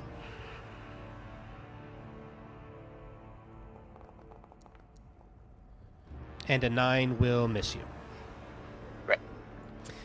Okay, and that is Brock the Vrock's turn. Dolakesh. All right, Dex save. Nat 20. Nat 20. Awesome. So you do not fall prone. And I am going to try to pull this girl out and maintain control of her. Okay, sounds good. Give me. Are you trying to brute force it? Are you trying to maneuver her through, holes that you can kind of feel around for, or loose boards and pieces? Well, my strength is shit, so if you'll give me another check, I'll take it. Yeah, you can use acrobatics if you're trying to finesse her out. Or you can that's use what- athletics to brute force remove the debris. Sure. Yeah, I will use acrobatics to try and maneuver her out. Okay. Go I also ahead and make don't a want her taking damage. acrobatics check. 8. All right. So you try to maneuver her out, and you're not able to help her. But again, falling debris comes from the ceiling as you maneuver in the wrong way, and you put pressure on pieces that you shouldn't be putting pressure on. So make me a dex save.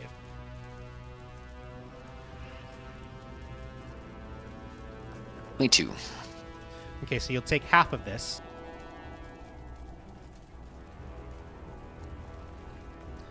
So 6 points of damage is half. On save, DC 10. Oh, 10. So 13. Nice. So you maintain your concentration, and you take that damage. And Yep. that was your action to do that. Yeah, the mechanical didn't work out so well, so I'll just... Anarian, drop this fucking storm! That's it. All right. Sounds good. Lulu is up. Lulu is going to come up right behind you, Anarian, through the hole.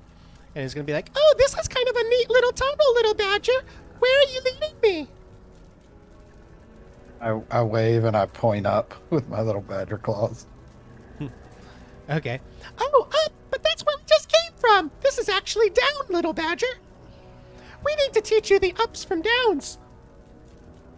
I do the I don't know symbol.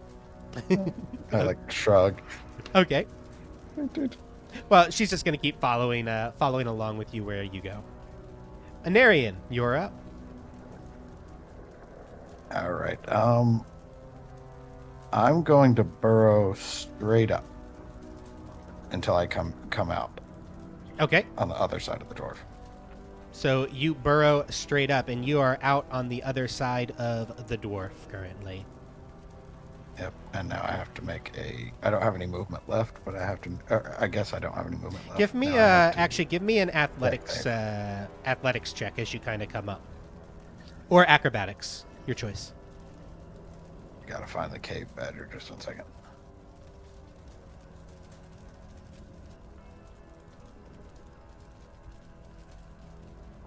$22. Okay, awesome. So as you come up, you actually find that you're burrowing up into debris, which you can't burrow through, but you're able to kind of maneuver your way around the debris and find like holes to kind of get yourself out on top of the debris, if you so wish. Also, did I hear Dolakesh's screams to drop the sleet storm? Make me a perception check. Badger ears? Advantage? Oh no, I have to do it as a badger. That's as an Aryan. It's actually one better as the badger, which is strange because no, it's the same. Never mind. An 11. An 11. So I would say no. No. Then I'm not gonna drop it. Sorry. He is. Nope. So he doesn't have access to his tunnel right now because the debris is in the way. Yep. You could, and like I said, that acrobatics is if you know, to squeeze through and everything. So you'd give me another acrobatics to squeeze down. I would give you to get into the tunnel.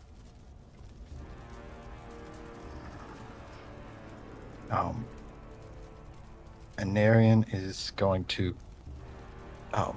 use his bonus action to drop his wild shape, lose the badger form, and then use his action to... Can I use mold earth to move the debris?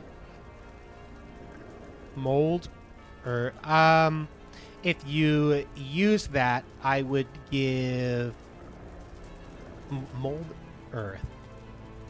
I'll post it in the chat just 1 second.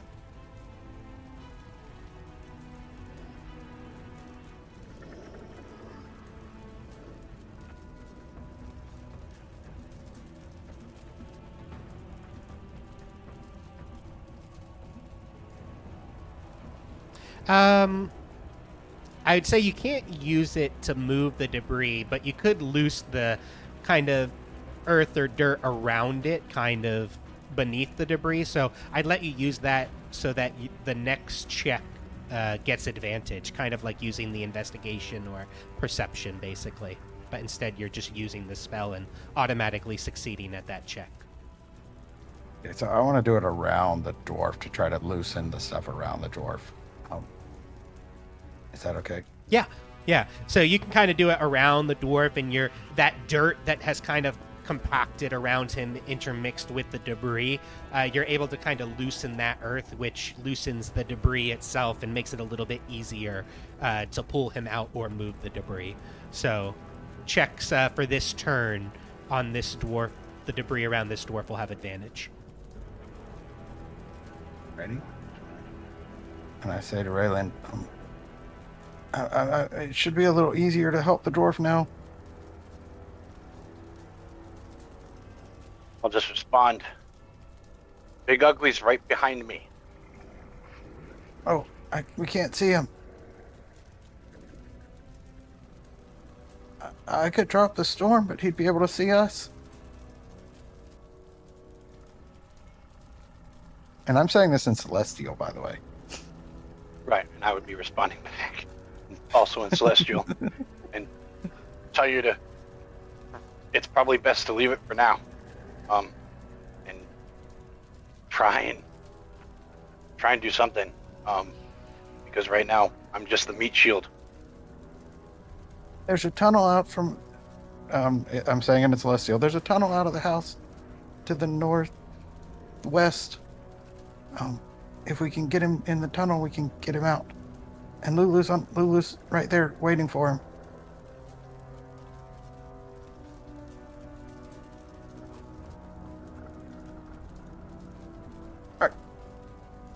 All And right. my turn. Roland, you are up. Roland, you're going to take some fire damage at the start of your turn. 3 points of fire damage you'll take. And then you are free to do as you wish.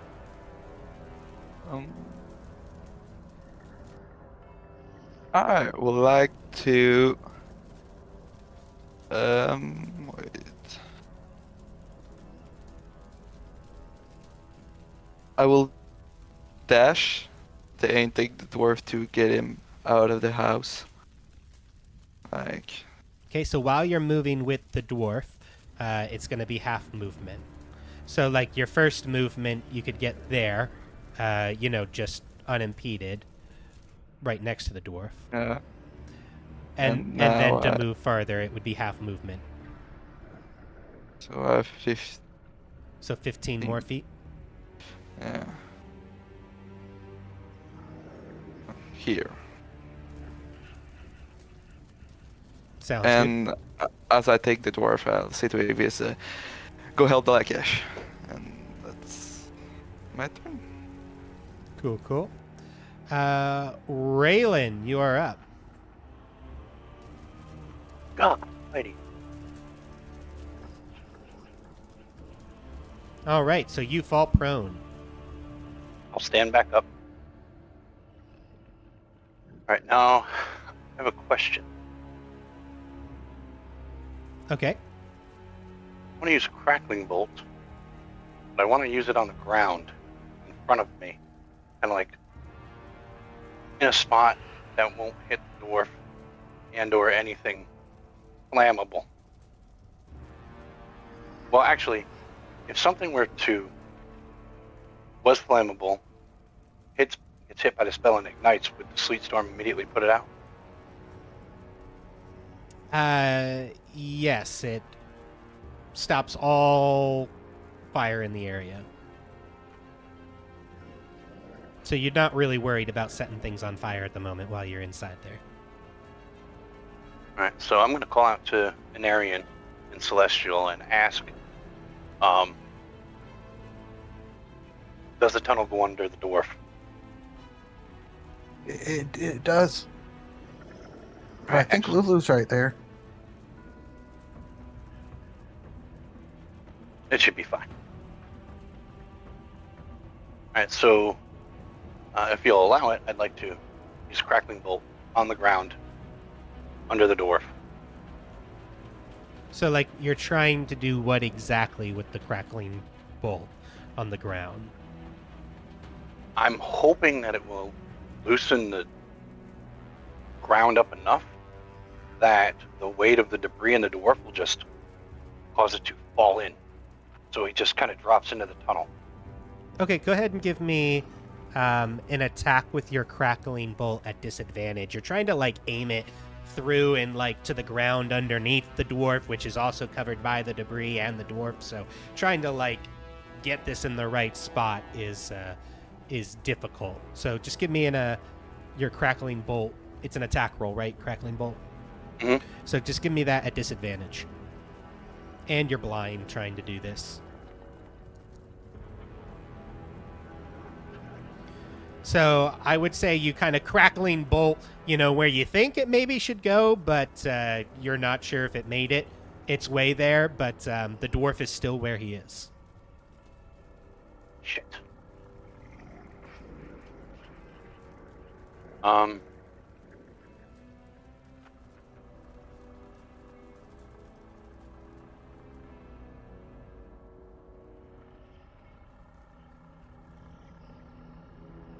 right, well, I don't think I'm going to move. I think I'm going to stay where I'm at just in case. All right. And I'll have to end my turn. All right. Igvis, you are up.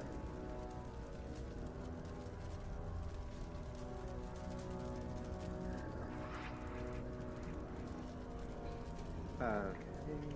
So now that I see Roland's got him,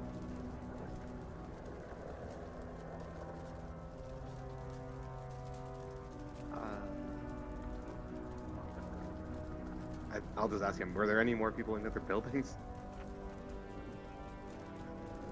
It's the first one we get out, so I guess they are all in their building. Yeah, again. Did you specify that you were in the top one there? Well, he said go help Dolakesh, and both of you would know Dolakesh went into this building. Or I guess you I went wouldn't to my think building this, long but before. yeah. Roland, Yeah. you would kind of know Dolakesh went in this area. Cool. And it will be difficult terrain when you go in there as you see that giant sleet storm for the first time. And you'll have to make a dex save as soon as you enter.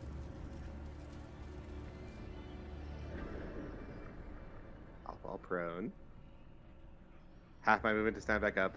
And then I think... That was 40 feet, I think, to get there so far. Oh, I'm using my dash at this point. Gotcha. Okay. Because I got 45 was here. So Yeah, 10, So 55 and then half your movement. What's your movement? 45. Okay, so So yeah, so 20. 20 feet to get back up. So you've used 75 feet of movement of your 85 or your 90, sorry, and it's difficult terrain. So that would be your full double move there. One more step. All right, Brock the Vrock is up. Brock the Vrock is gonna keep attacking at you, Raylan, at disadvantage.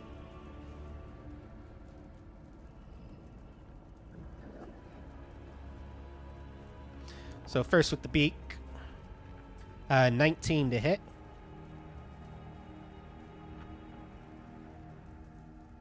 Which I think hits you from last time. Still have my shield. Your shield would be gone, like at the start of when it started your turn again. Oh 'Cause yeah, that you're was right. the You're right. previous turn. So yeah, no, at 19 hits. All right, so for this much beak damage, 10 points of piercing damage. And then it's going to attack you with talons at disadvantage. 16. Meats. All right, so you will take this much.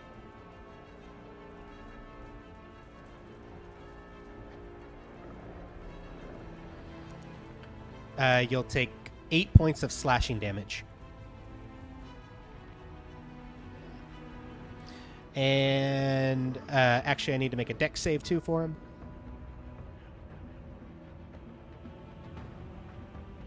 And Raven's gonna So he cry out actually pretty loud. he actually went prone and then stood back up and then did all that.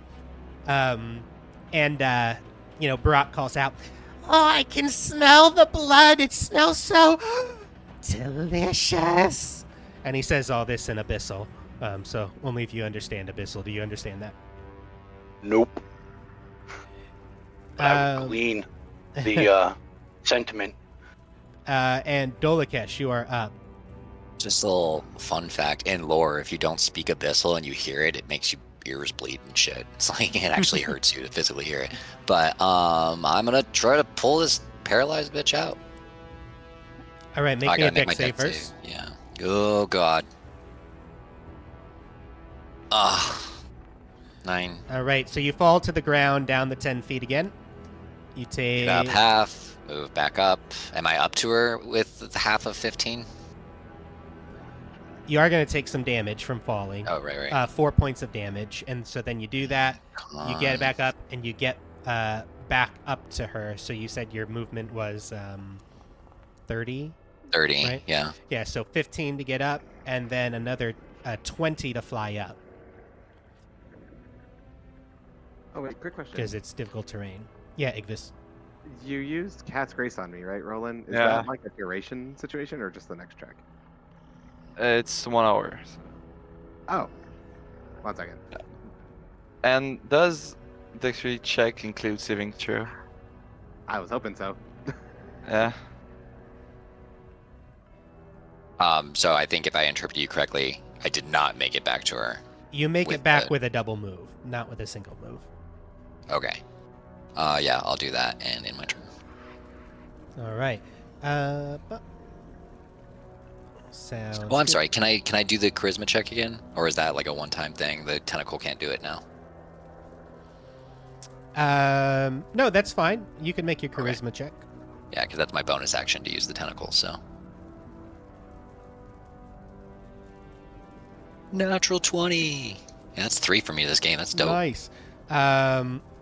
So I forget what I ruled with the tentacle. I think I said it gives you advantage, just like the perception and the investigation is. Okay, so I'll have advantage You'll on getting have around it. next time. Right. Okay. Exactly. That'll work. I'll take that. Thank you. Really quickly, Thatcher.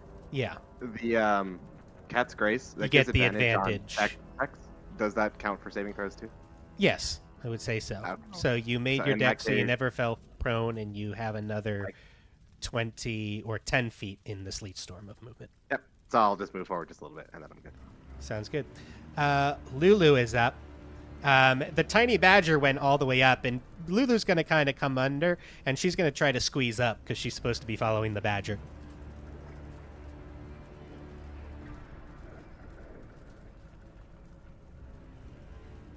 Come on up, Lulu. So she kind of tries to squeeze up through the rubble, and she is unable to do so. I don't know if you're up there, tiny badger, but you're a lot smaller than me. I can't squeeze through there like you can. And she's just going to kind of wait over there in the tunnel. Do-do-do. Anarian, you are up. There could be a dwarf coming down. Get ready to help him. Oh, Anarian, you're there too. Have you seen the tiny badger? I think he's gonna, kind of be hurt over there in that building if he's all alone. We should save him too. I already did. I sent him back to a magical forest where he lives. Oh, that is wonderful. You're so good, Anarian. Okay, and whatever you would like to do. I'm gonna try to free the dwarf. All right. So go ahead You and speak to an Aryan too, right? you can use athletics or acrobatics at advantage. And what'd you say, Raylan? I'm able Yeah, to if you want to say talk something, to you can say something. Raylan, I'm very weakly in Celestial. And Narian, get him the fuck out of here. I'm trying. Do you need healing? I can't see you, but I could drop the sleep storm and heal you. Get him out. So I rolled a 25 on freeing him. All right. And that is the first successful check I think you've had on him, both of you. So, yeah, you're able to kind of maneuver him with your acrobatics through some of the rubble, but you're going to need more checks, essentially, to free him. If you don't move and you take no movement, I would let you make another check. Still at advantage, or Yeah, everything this round essentially was at advantage. So 14. okay, and you're able to maneuver him a little bit more. And it Can I seems make like sure that he's almost there, almost free. Can I have used that one to kind of make sure that his face is free so that he can breathe? Yeah, absolutely. You clear some rubble from his face, and kind of when you're putting his hands around, make me a medicine check if you want.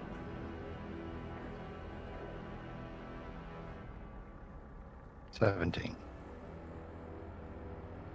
17. As you kind of maneuver him around, and you get more of his body like half out, basically.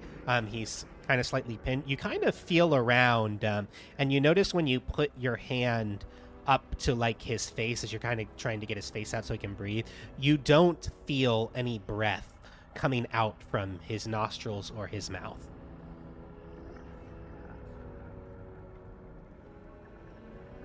You don't think he's breathing. I start compressions immediately, but I can't do that because it's not my turn. Essentially, you don't believe he's alive anymore with your medicine check. Raylan, I think he's dead. I say in Celestial and in my turn. Okay. Roland, you are up.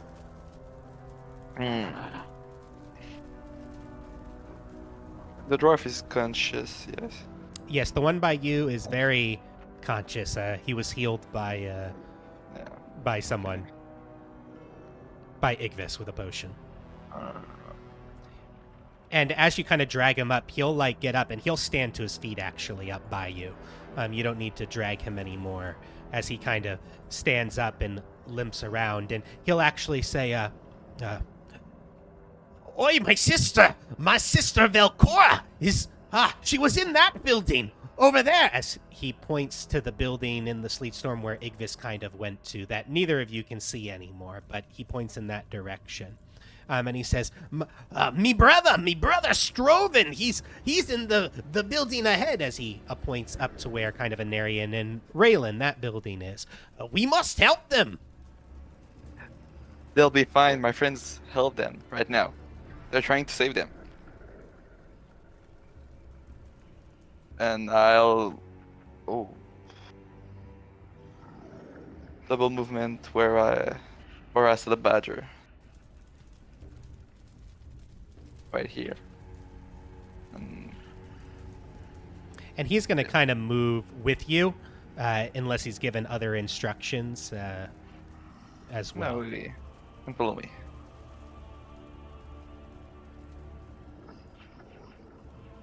And he's actually a little bit slower than you. So he'll actually get to like there as he's following behind you.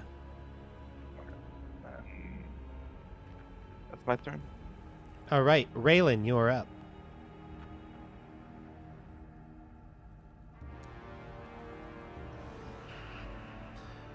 All right, so you fall prone. Shit. I use half my movement to stand up. All right. And as you like fall prone and you stand back up, you hear from behind you, "Oh, I can smell and taste the blood already. That's sweet, sweet, sweet meat." All right, so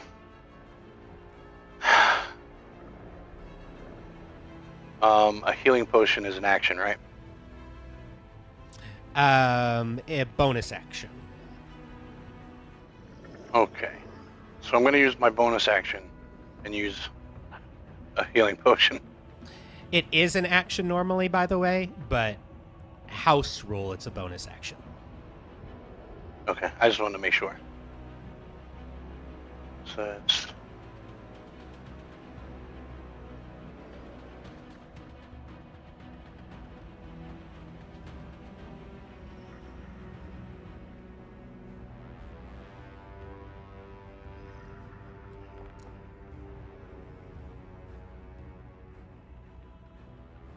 All right, so 7 points. Okay. So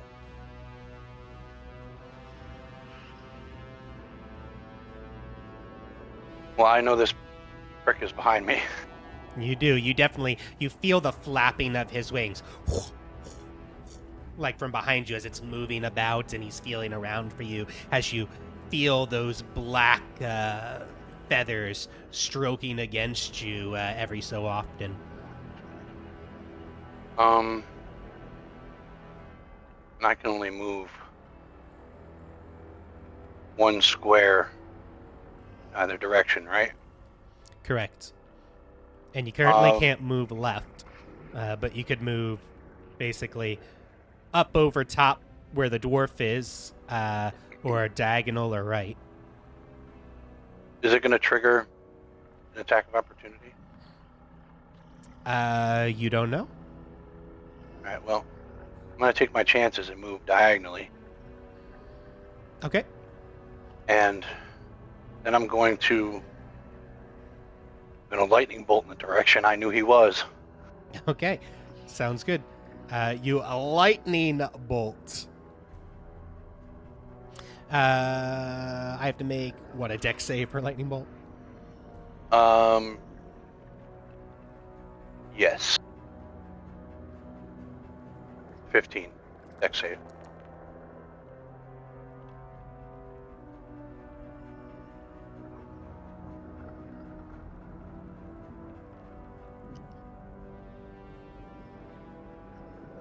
Wait, lightning bolt's a giant line, right? Yep, it's 100. Am I also in the way of that? So I It would goes 100 say, feet. yeah, I would say you just go literally straight forward. So roll me a. It's possible for you to do a line that hits Igvis and not Igvis. So roll me a D100. If you get above a 50, then it's in a way that hits Igvis. If you get below a 50 or below, we'll say that you don't. What about, would the wall save him at all? Or is it just going to rip it right doesn't through the go wall? through solid. It doesn't go through solid objects, does it? But that area of the building is open currently. Okay. Like if Here we the go, sleet man. storm wasn't there, you could see each other. Nice. Okay, so I'm alive. it is Okay. in such a way, but you do feel, you don't see it, but you hear and feel like up against the side of a building nearby, Igvis, that crackling energy of the lightning. Okay, but I need to make a dex save. I just thought it was funny. I'm just like, wait a second.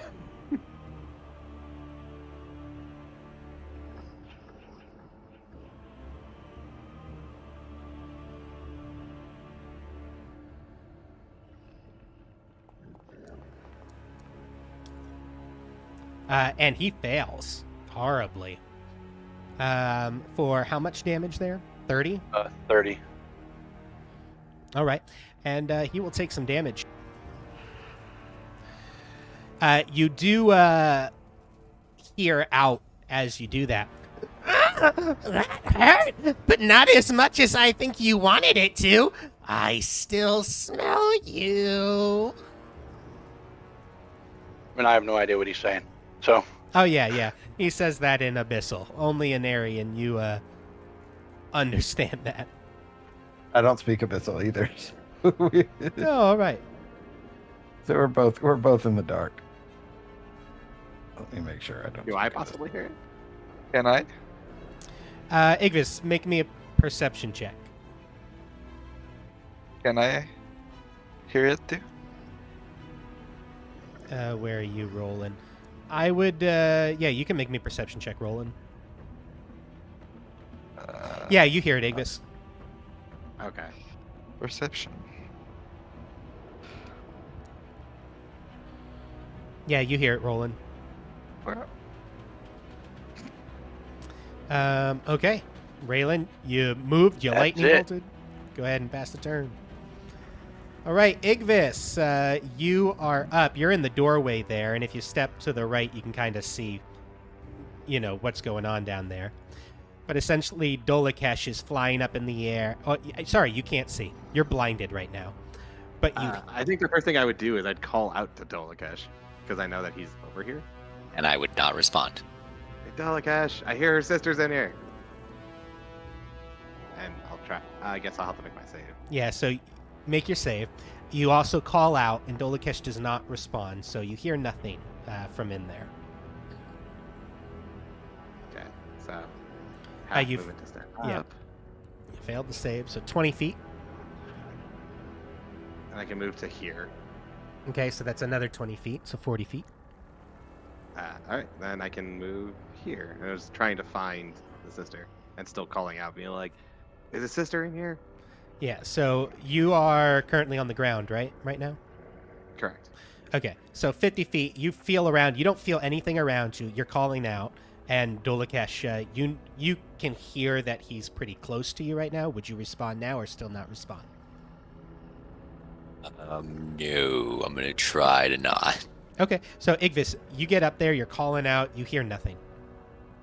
Then I guess I'd probably dash and try and cover as much ground as possible, scouting walls, rubbing on the floor, or whatever. Okay, so just move yourself in a circle around the room, basically, but you're not Correct. going to find anything on the ground level as you're moving about the room and calling out. So imagine I'm doing essentially this. Yeah. So you've used 50 feet of movement.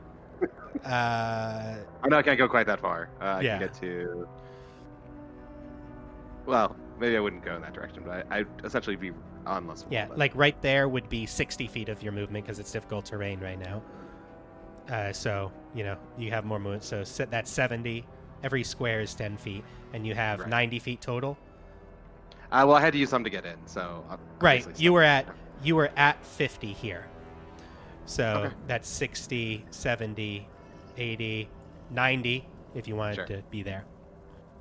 Sure. I don't know. There's even a second story, so I'm just like, where the hell are they? Yeah. So you kind of go around in a circle and you don't hear anything, you don't feel anything, and that's double movement for you. Yep. Okay. Brock the Vrock is up. Deck save.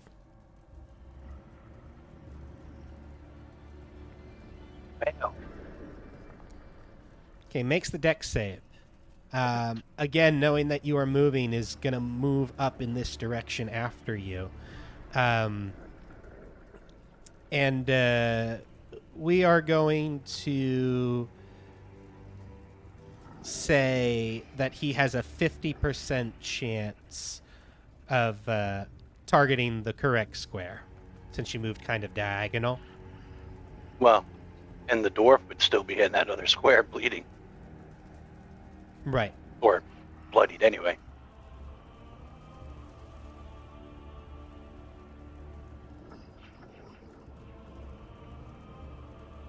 So high, he'll be targeting you, Raylan. Low, he'll be targeting the dwarf square. So high, he's targeting you. Of course. So he's rolling at disadvantage. So this is his beak. 14. Miss. Okay, and then he will attack with talons. and an 11. The disadvantage Awesome. stopping the nat 20. And he, yeah, that's his turn. He says, "Oh, I still smell you. Please, come back. Stop moving. You're my next meal." Dolakesh, you're up. All right, since I know Igvis is in the room, I'll go for the acrobatics. Try and get her out of there more or less quietly. Okay, make me a stealth check as well. Oh, no. Okay, well, the stealth check, I also have to do a dex save. Yeah. Couple things you're making. Fucking. Okay, Fall. so before your stealth check, right, you make the dex save, you fall. You're going to hit the ground. Igvis, make me a perception. You're going to take this much, 3 points of falling damage, Dolakesh. Okay. Save 10. So, Igvis, you don't hear any of this. I drop hold person. Okay, you drop the hold person, and I'm trying to remember now. Let's see, she was not, I gotta look at her. Oh, yeah, She didn't she's, see me, so there's that. yeah. She kind of like yells out, "Ah, help, help me!" And that you hear, Igvis. There she from is. Over here. In this direction. You can don't I- see her, but you hear her. I'm gonna dissipate the tentacle too. Okay, sounds good. But you fall to the ground, Dolakesh. You still have, your turn essentially. Yeah, movement I'll- and action.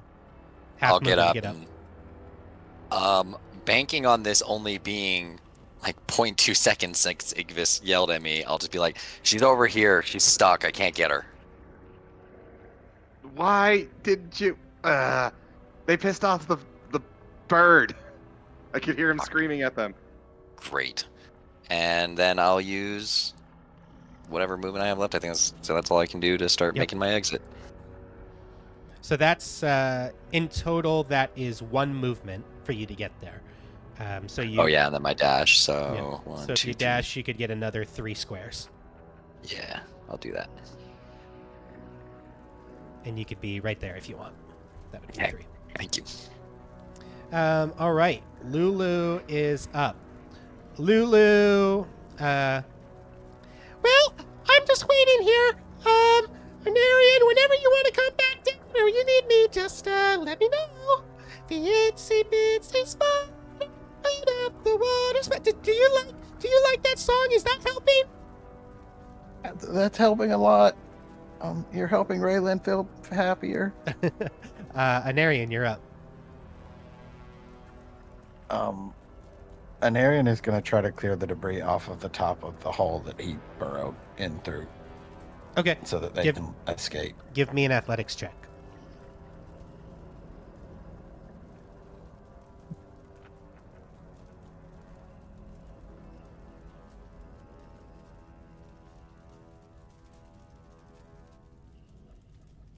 $17.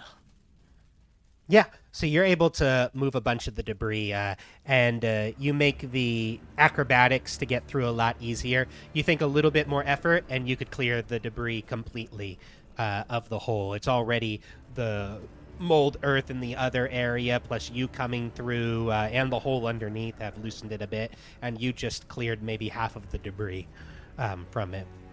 So essentially, mechanically, acrobatics would be advantage to get through.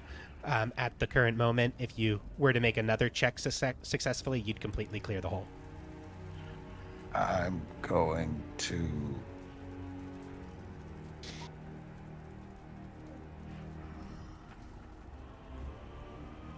I'm going to try to make another check to clear the whole thing so Okay, me and Raylan can get out of it. sounds good. I failed. 8.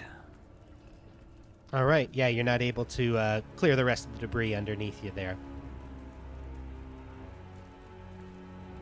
And actually, with an 8 there, you do trigger another collapse from the roof. So make me a dex save.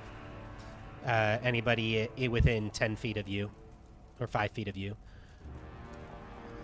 So that would be Oh, Rayland as well. 16, 3. Okay, you fail, Raylan. Anarian, you make it. So Anarian, you'll take half, and Raylan, you'll take full of this. 4 points of damage. So Raylan, you take 4, and Anarian, you take 2. Raylan is going to cuss quite loudly in Celestial. And Anarian, you will fail that con save, The con save. which will end up dropping the Sleet Storm. Yep. Wonderful.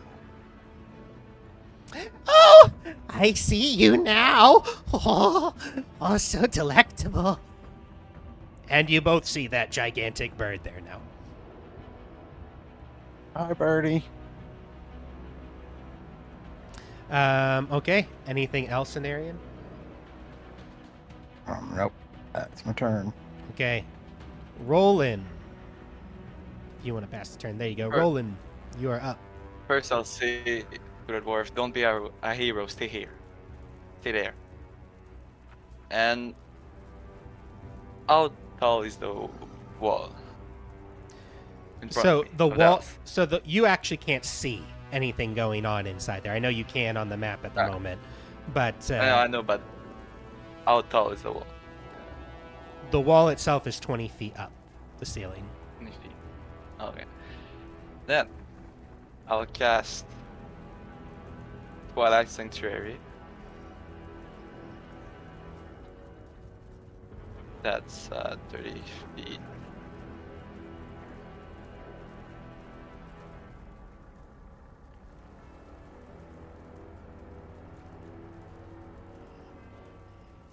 And then I'm gonna do Step of the Night and start to fly 30 feet into 20 feet into the air to go on the roof.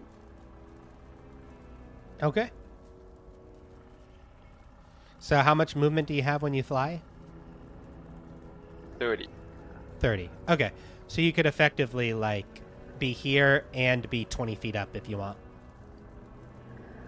Yeah. And do I see Raelian and Anaria in the air? You would be able to see them a little bit, yes. So, like, the roof is, like, partially collapsed, and you're right at, like, roof level, so you can see down a little bit, and you can see Brock the Vrock, Raylan, and Anarian partially through the roof. Okay. And I will roll a. Wait. I did.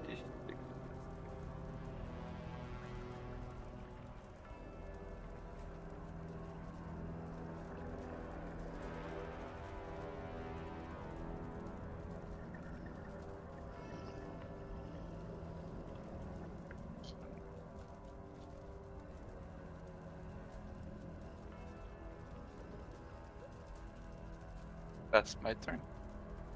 All right, and what is that 1d6 plus 6 for again? That's your temporary hit points It's from the for, Twilight yeah. Sanctuary, right? Okay. Yeah. Okay, cool. Raylan, you're up. Okay. It's safe to say that his face is within grabbing distance. That his face is in grabbing distance, as you said? Uh-huh. Yep. Okay. So I'm gonna, with both hands, I'm gonna grab his face, one hand over each eye, and I'm gonna cast Shocking Grasp. Okay. And if his eyeballs blow out, that would be swell. Okay. Go ahead and give me a Shocking Grasp was an attack roll, I think, right? Spell attack. Yes. Yeah. So go ahead and give me that.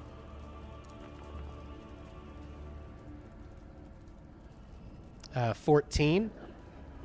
14 will miss. Shit. Okay. So I have this thing.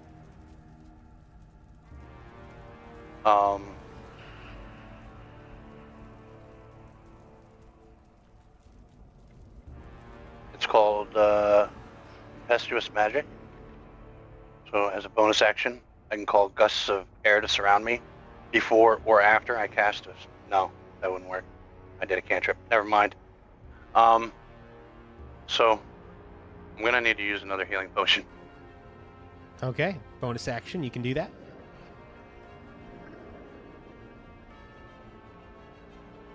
Do we get the temp HP from the Twilight At the end of your turn. at the end of our turn? Okay.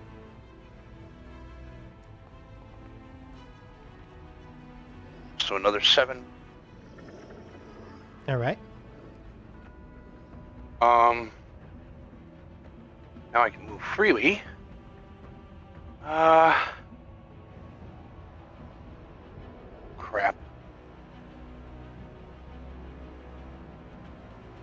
What I would like to do, and I don't know if I'm allowed to, is I would kind of like to dive at an Aryan and hope that we can shove us down the hole.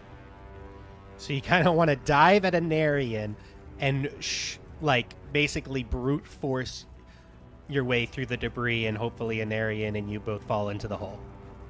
That would be what I would like to happen. Yes. Okay, give me an athletics.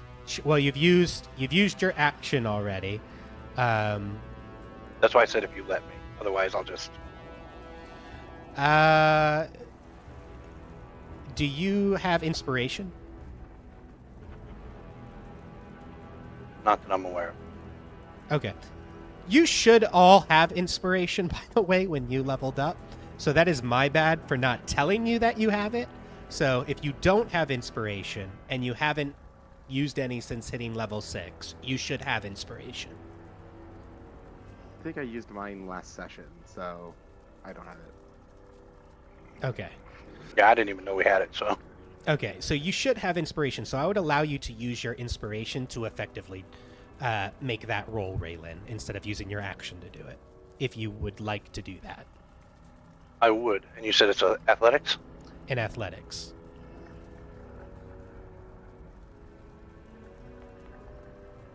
Garbage. Oh.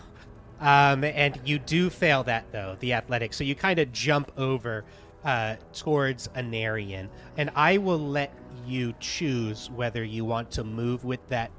But effectively, you're not going to be able to crash your way through the debris. But if you would like to end up here, or stay like in your square, I will let you make that decision. If you try to move away, you could take an attack of opportunity. I guess I'll just stay right where I'm at. Okay. And you can take And you get temporary. 8 temporary hit points, Raylan, from Roland's Twilight Sanctuary. Igvis, you are up. There's from here, no I more can sleep clearly see storm, her, right? and you can now see her dangling, which I will reveal her there. Okay. So I'll go ahead and just fly just straight at her Okay. and try and get her out, like the whole squeezing method. Okay, sounds good. Give me an acrobatics. 17. 17 will succeed. Oh boy, she had... I don't think you succeeded on any of them, did you, Dolakesh? On pulling her out, no. Yeah. Okay, so that is one success, Igvis, as you tried to maneuver her through. Okay. If you'll let me just use the rest of my turn, just whatever movement I have left in bonus actions, I'll just try and get her out again. I would say since you moved, you can only make the one check this turn. Okay. I'll be like, I'll try and get you out. I got your brother. It'll be okay. And then that's it. All right. Brock the Vrock is up. Brock the Vrock is feeling bloodlust right now as he is going to...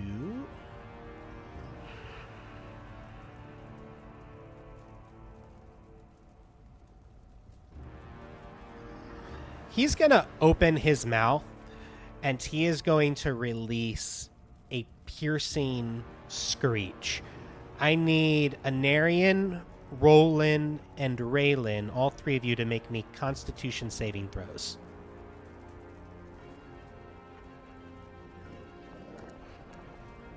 Ah, such crap. Okay.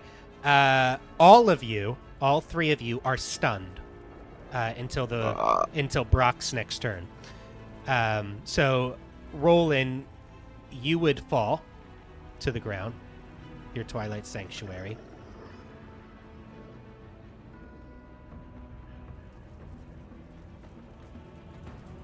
Well,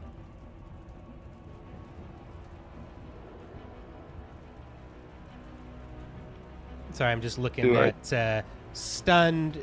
You automatically fail. You can't speak either. Yeah. So you can't move. You can't speak. You're effectively incapacitated. You fail Dex and Strength automatically saving throws, and attacks against all of you have advantage. And they crit if they hit. Attacks also auto. No, they don't. Not Stunned, yeah. Or no, paralyzed. No. They do. not stunned. A stunned creature is incapacitated. We'll see the condition. Yeah.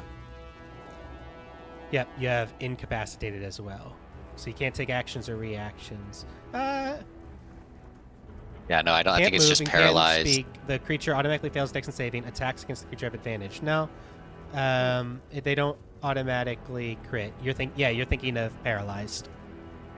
And unconscious. Unconscious just means you can't take actions. No, that's Well, incapacitated. Unconscious is. Incapacitated. Yeah, sorry. Yeah, you got it.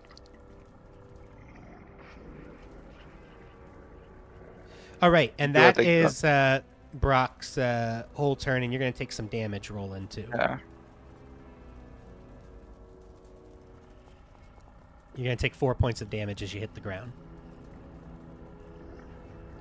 Dolakesh. And how long are we stunned for?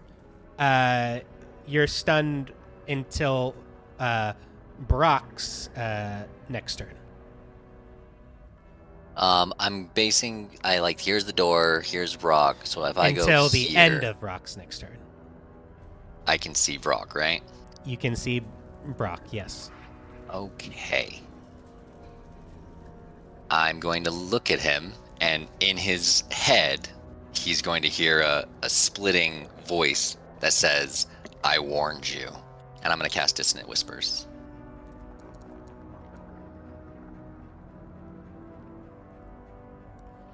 All right. A wisdom save of 15.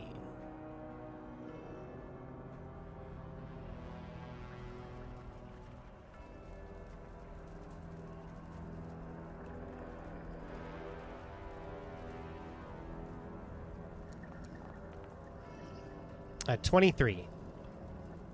You have magic resistance? He might. God damn it. Okay, well then with my bonus action, I will summon a new tentacle, last one, on him, and I'm gonna hit him. All right, let me put your little tentacle on there, but you can go ahead and roll. And He still takes the 7 psychic, though, yeah? Yeah, half on the psychic. Or wait, let me double check that actually. This one if he already makes takes the half of save damage. on a failed, it takes half as much damage. Okay, yeah. And you said it's psychic, right? Yeah. And then... Or 16 on the tentacle attack. 16 will hit. Or 6 cold damage, and his movement is reduced by 10.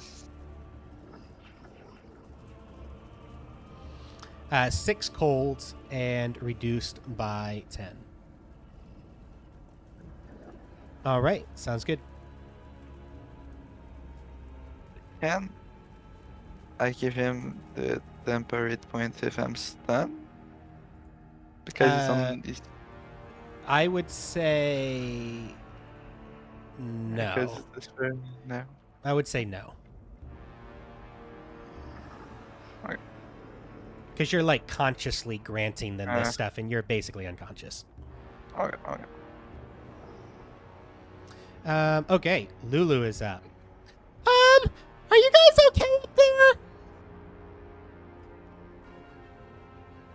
Hello? And she is going to try to squeeze her way through the rubble.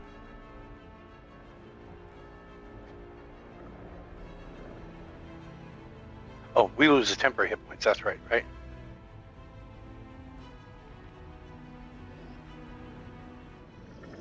No, because I'm stunned, I can't give you some temporary points. That was not her roll, but 21. I rolled that wrong. She had advantage on it, but her roll is a 21. She makes it up through.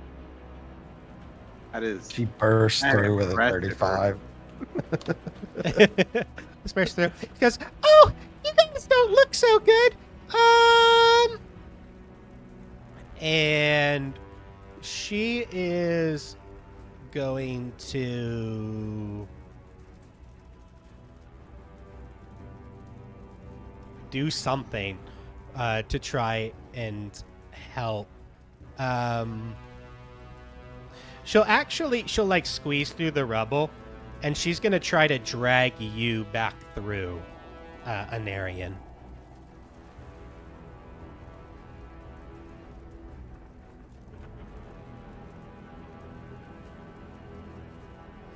I'm stunned, so I can't respond or do anything. So So she'll have advantage to kind of do this, and she will. So she's going to drag you through the rubble and back down into the tunnel. And she, let's see, her movement is, we'll say, she's got a lot of movement left. She's going to kind of drag you. The tunnel went this way. And she's going to move you over here to where the opening of the tunnel is. And she's going to move back over here. And then that'll be her turn. Anarian, you are stunned. So I'm going to skip your turns here, because Roland, you're stunned. perfect. Raylan, you're stunned. Igvis. Same thing. Let's get her out of here. All right, go ahead and make me your acrobatics. 19. 19! Yes, that'll succeed. You need one more check. So if you don't move, you can make another check. 24. Yep, so you're able to squeeze her out. All right, so I guess then the rest of my turn will be getting her out and putting her on the ground and be like, "Your brother's outside. Just go to him." And then end my turn. Okay, sounds good. Yes, thank you. I have a little bit of spell casting in me as well. Are you hurt? Well, yes, but I'm not super concerned about myself at the moment. Save it for a second. Okay. And I'm actually going to put her in initiative. Because she has some combat prowess. Okay. The Vrock is up. The Vrock is going to attack you, Raylan.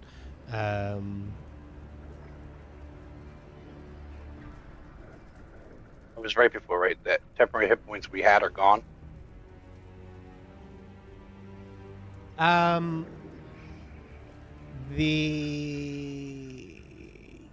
Yes. Well, so yes, the Twilight Sanctuary is gone, but you keep your temporary hit points.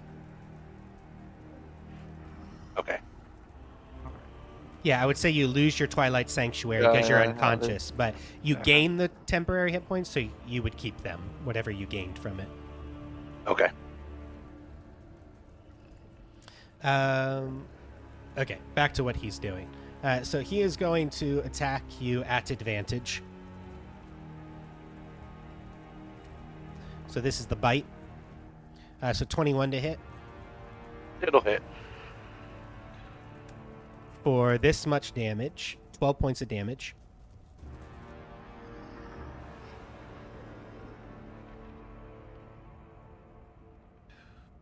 and then going to use Talons for 24. Yep. For this much damage for 13. Down. All right. So you go down. So that is its action.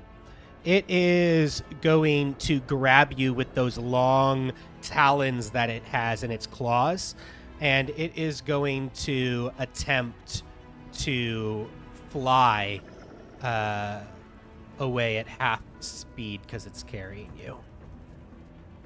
So it's going to come...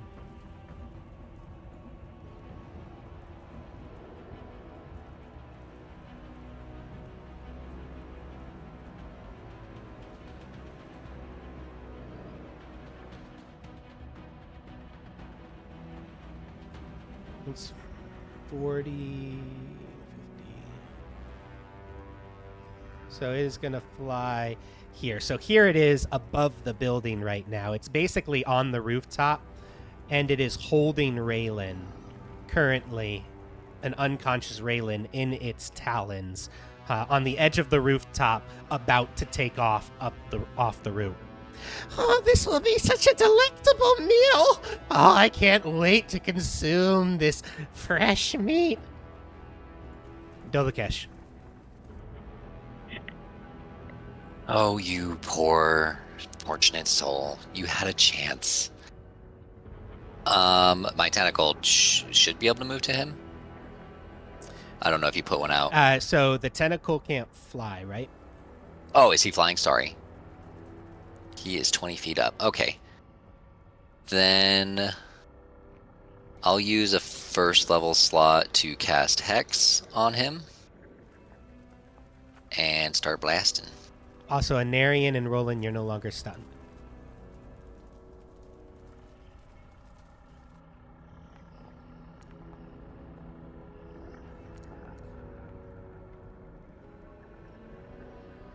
So an 18 and a 15. Both of those will hit.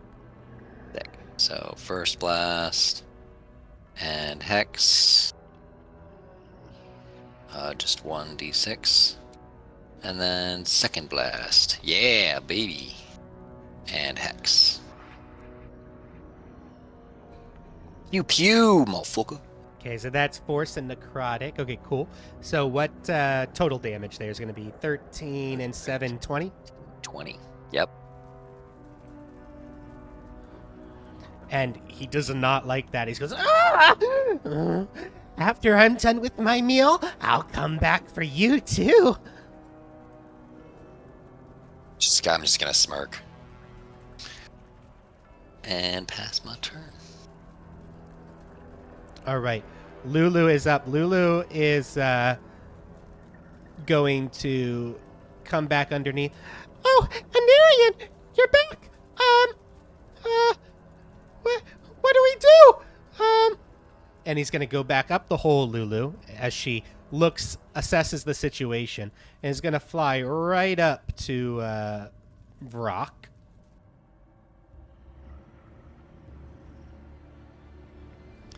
And is going to say, "You let go, friend, right now. You're a big meanie." And she's going to go, "Burp, burp, burp, burp," and she's going to use a trumpeting blast as this cone of sparkles comes out of her mouth, her trunk. And Brock, the Vrock, is going to have to make a save here.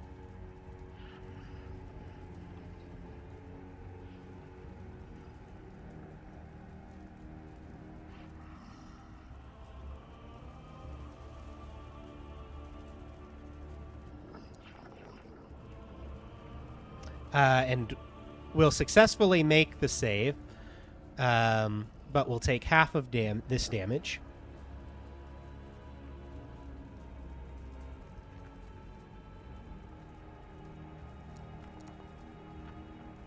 And actually, sorry, it has disadvantage on this saving throw because of a special ability that Lulu has.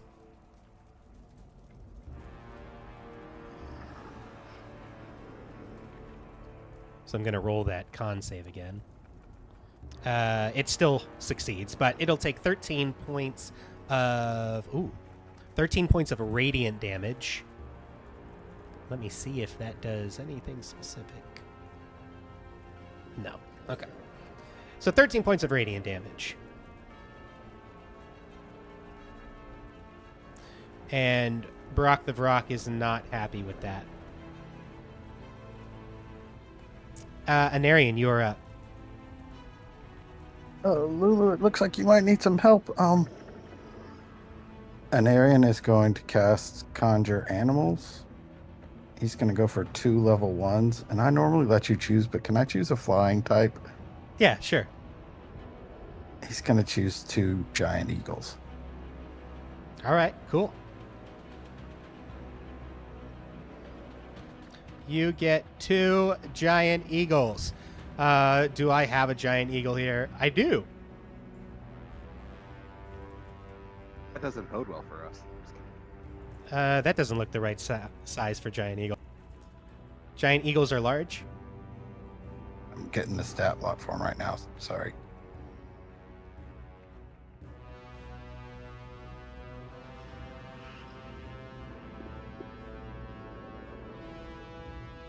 They are large beasts, yes. Okay, cool. So it should be...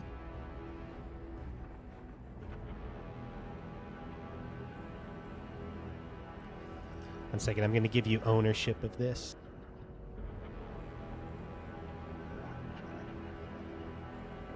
All right, you got 2 giant eagles there. And I summon them right, 1 on each side You of can Lulu. actually move them too. So you should have control of them to put them where you'd like. If I would get off the measurement tool, I could do that.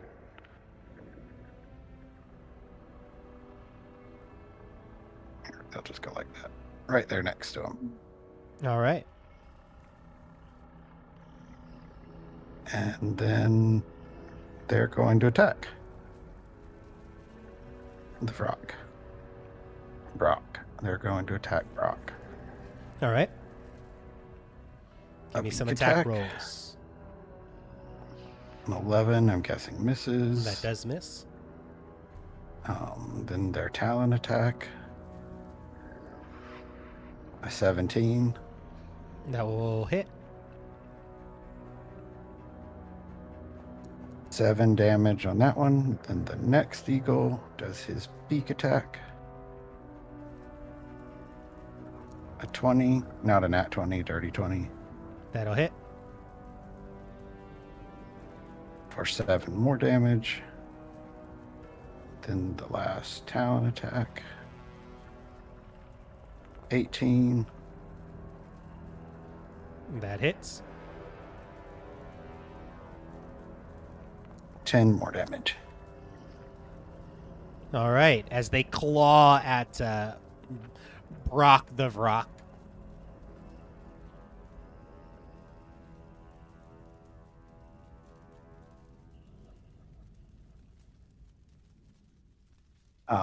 And then Anarian's gonna say, Roland, see if you can't help, Rayland. I can next turn. Alright. That's my turn. All right. Roland, you are up. Is Brock like flying over the roof, or there's no roof under him? He is literally on top of the roof. His claws, he's flying, but he's basically right by the roof. Okay. So he's 20 feet up. So I don't know if it will work, but I tried to cast Leap on him. And wait, Okay, you try to cast Sleep.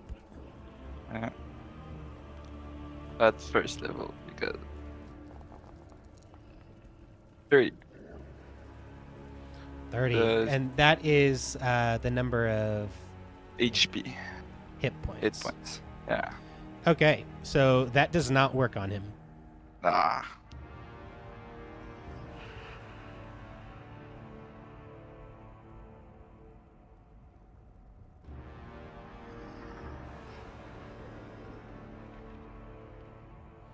All right, so that's your action. Yeah, and that's my turn.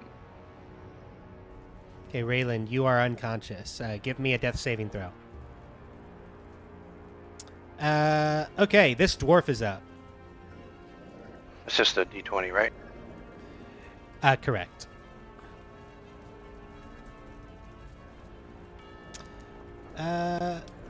She is going to... So that counts as 2 fails then, right? Correct. That is 2 failures. Yep. She is going to assess the situation. And... she will cast Sacred Flame on Brock the Vrock, who will have to make a dex save.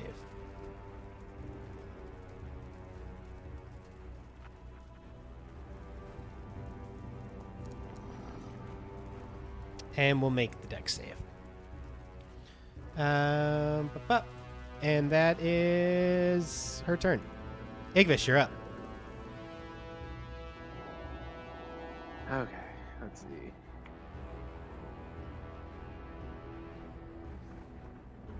It's 20 feet to get there. Oh my god, those are really big eagles. Can I see Raylin from here? Can you see Raylan? Yeah, it's so basically Brock is on top of the roof and has Raylan in its claws. So if we're doing a whole Pythagorean theorem thing, and I want to fly straight to him, do you think I can get there? So, with the yeah, 20 basically, feet I have left? diagonals don't count as extra movement, quote unquote.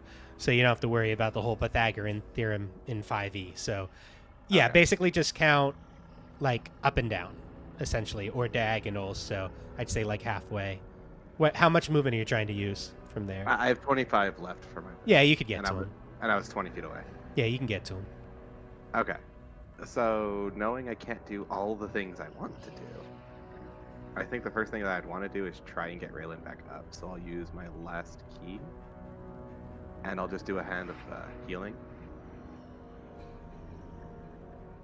Okay. So I'm gonna roll the hand of harm, but it's the same for the healing. So you'll regenerate 8 hit points, right? Yeah, let me see. So it's you use your key. So It's my give martial die plus wisdom. give me an attack roll, because it's like in the claws of the creature Okay. as you're trying And to I'll do hit unarmed Raylan. strike then. 15. 15.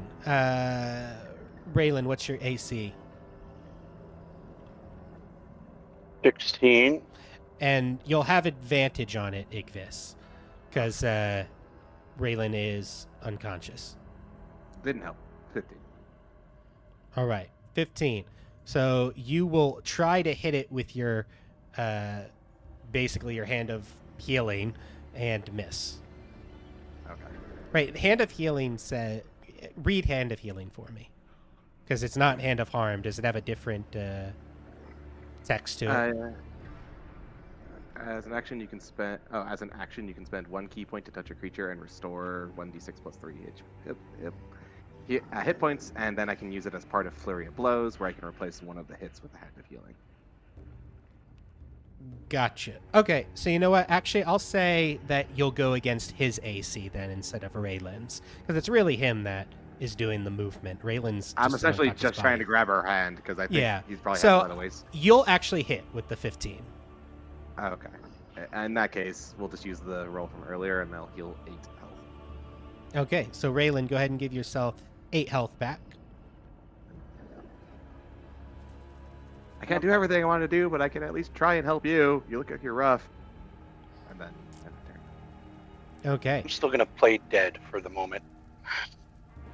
Okay, sounds good. Oh, and I will have Fang drawn at this point. Okay, sounds good.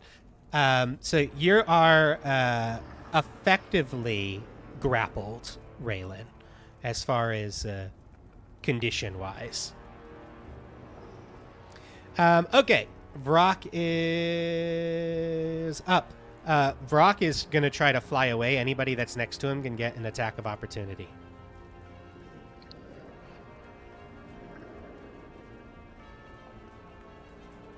I assume a 27 will hit.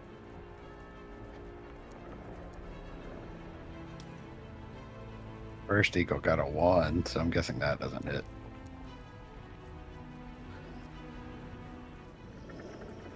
Second eagle got a 1. Double ones.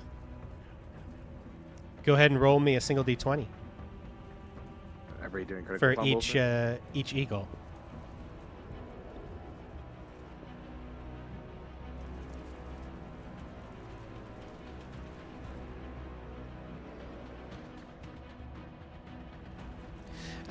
Okay, first eagle critically fumbles. Second eagle does not. Go ahead and roll me on the critical fumble table for the Where first is eagle. that? I can't ever remember. Is it in the Top companion, right. The journal. There is a rollable tables tab, which is to the right of journal, It's like right in the middle there. and then it'll say critical fumble on there. Also, I did 10 damage, 6 piercing with 4 acid. You did, sorry, how much damage total? 10 total? 10. 4 of it acid. Yes. Lulu would have got her attack opportunity too, wouldn't she?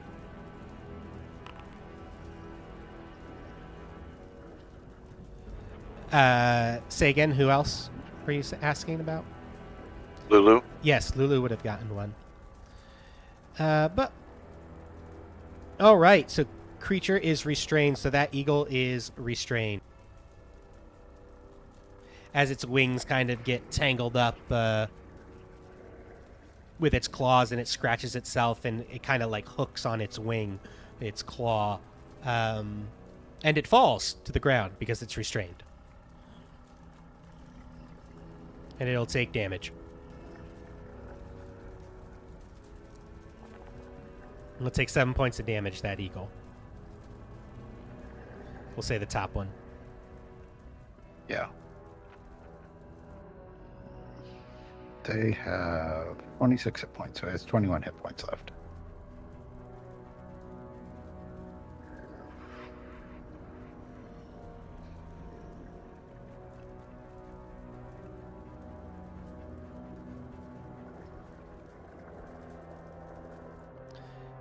Okay.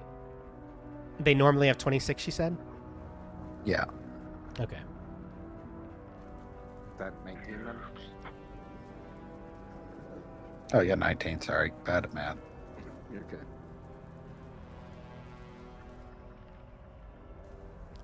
I'm just going to change that real quick. Cool. Okay, so Brock the Vrock will move and is currently there 50 feet in the air. Dolakesh. Okay. Fuck this bitch. Taking Raylan away. So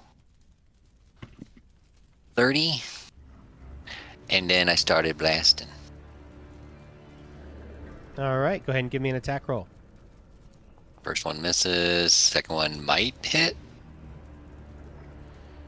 First one misses, second one hits. Yes. Force of 6. Necrotic. 6. 12. All right, and that hurts as it goes. "Ah!" Release her.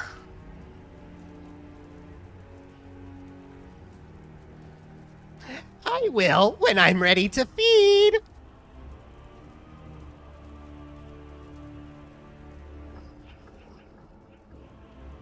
Lulu is up. Lulu is much faster than this creature and is going to go all the way up here to him.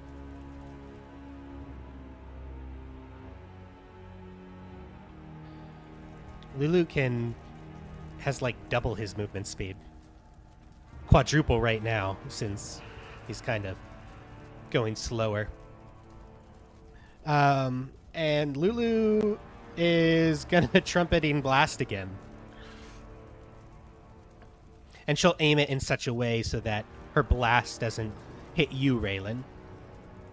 And this creature will need to make a Constitution saving throw at disadvantage because of Lulu's ability.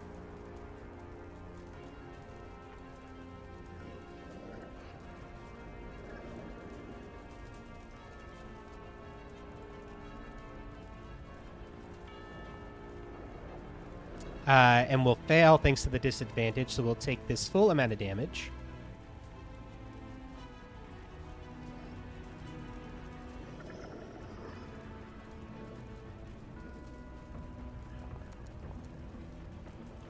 We'll take 19 points of radiant damage. Hey, you let go of my friend right now! You're not gonna like me when I'm angry! Anarian. Anarian is gonna...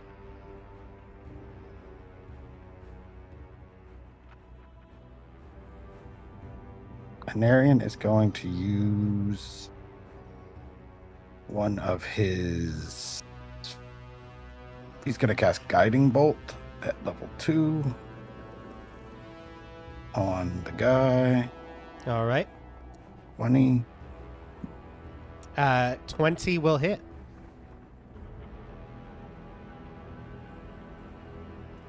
For 15 damage. That's terrible. Then, Guiding Bolt is radiant, right? yeah. Okay. 15 points of damage. He's going to... You, Put as on your his guiding one- bolt hits, I mean, this Brock is like really bloodied right now. You can tell he's. You guys have taken out a whole bunch of feathers. There is this deep purple ichor kind of dripping from him and all over the ground. He's pretty banged up. And so I send my eagle to attack him How far can your eagle move?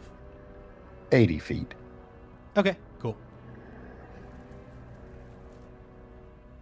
In the air, only 10 feet on the ground. Yep. Okay, cool. And beak attack. 21. 21 will Nice hit. to close that every time. 9 damage. And talon attack. 16. That'll hit. And 10 damage. All right, still up. And I am going to move over to my eagle that's on the ground and pat him on the head and be like, it'll be okay. Okay, sounds good. And basically, your eagle's restrained for a turn, so at the end of its turn, it'll unrestrain itself. Yeah, which is now, so. Yeah.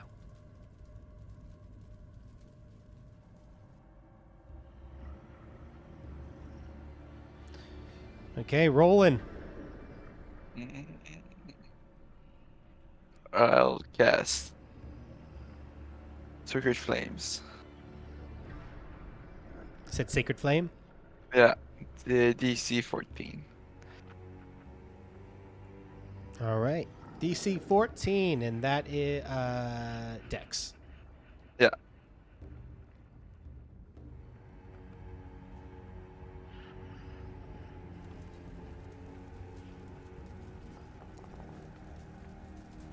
$15.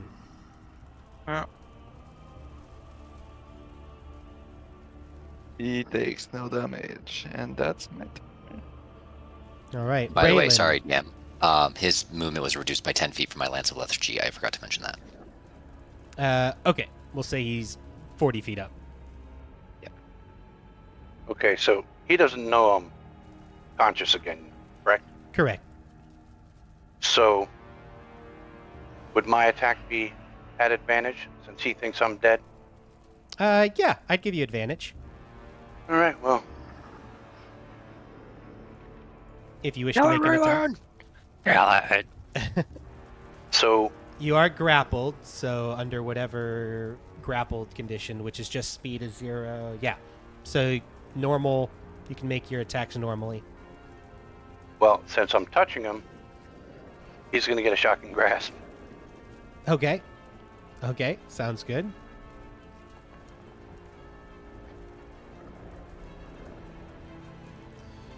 All right. 25 will absolutely hit. that was just 2 9s. It just added them together. Oh, did it? Oh, Yeah, it did. it was just 2 It's- 9s at well, advantage. 9 plus 7 7 plus is 7. 16, which will hit Cool. anyway. Yeah, cool. So 11 lightning damage. So you hit it with the 11 lightning, and you notice that his body doesn't seem to conduct the lightning very well, but it does hurt him. But he is still up. He goes, ah! Oh, you're still alive. Ooh, I like them fresh. Okay. I don't think I have anything else I can do.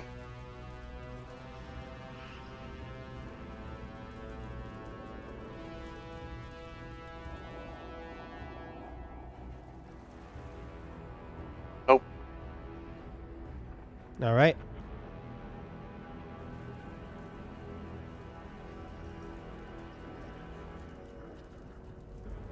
All right. The dwarf is up.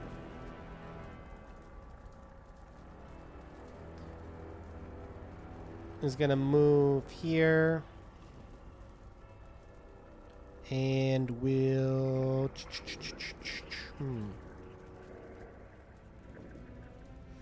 Is going to cast... Bless. On Dolakesh, Anarian, and Igvis. Sick. You all have Bless. Igvis, you're up. Okay. I'm gonna take my double move to essentially position myself underneath underneath Raylin Okay. and this rock, and if I can just like hold an action so that if at any point he drops her, that I'm ready in position to catch them. Okay, yeah, so you ready your action to try and catch Raylan. Yep, that's my plan. Is I want to try and catch him. Okay, sounds good.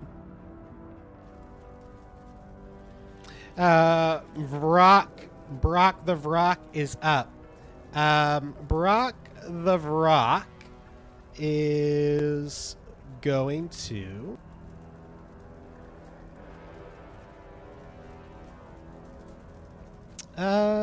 Okay. That this cloud of toxic kind of seeps out of his skin, which you can now see as the spores basically explode. These pustules just explode from his body. And everybody within 15-foot radius, which will be Anigvis, Raylin, the Eagle, and Lulu, all need to make con saves. Raylan, right? Yeah, Raylin too. Yeah. Nice save, Raylan. Nice save, Igvis. I was like, you're not gonna mention mine.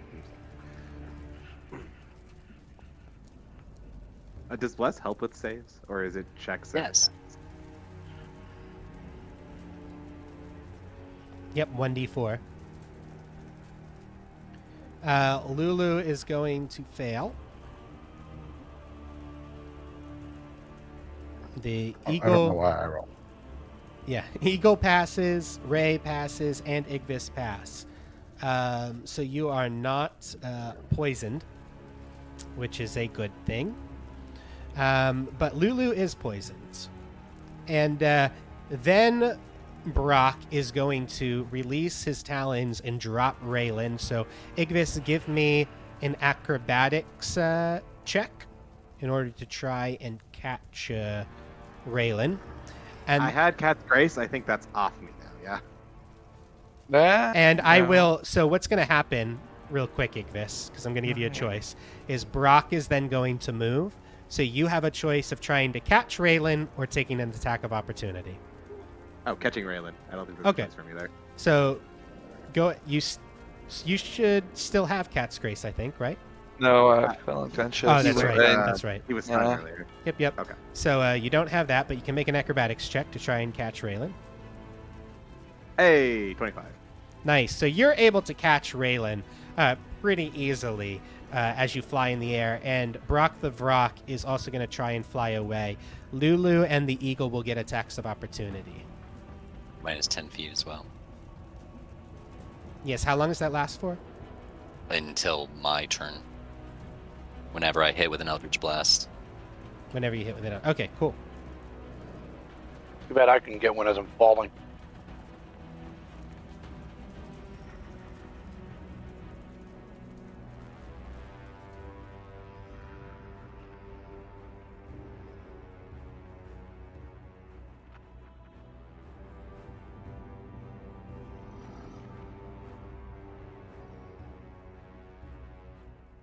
Okay, and he's up 90 feet in the air there. And then let's see. You did that. Your Eldritch Splash. You have a 12 to hit. The Eagle did not hit. And Lulu. And Lulu.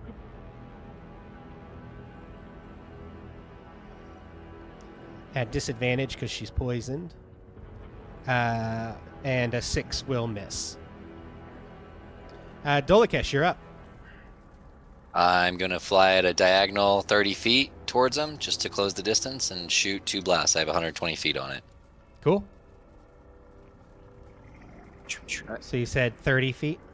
As a diagonal, yeah, so I can try to maintain distance enough. I think at this First point, I'm one looking at Dolakesh and be misses. like, you can fly? Oh my god. Did I just get 4 and a 2? You can add a plus those 4. will miss. Yeah, you do have bless. Yeah, Oh you can yeah, add well, would Bless make a difference on either of them? Could make a difference on the first if you want to roll one. Okay. Yeah, it seems like 15 is our number to hit, so. Yeah. 15 is Possible. the magic number. Give me a 4. Aw. All right. So you miss with the Missed. Eldritch Blast. Bitch better not get away. So, what's his total movement? What's your total movement? Mine's 30, He's flying very fast, much faster than you.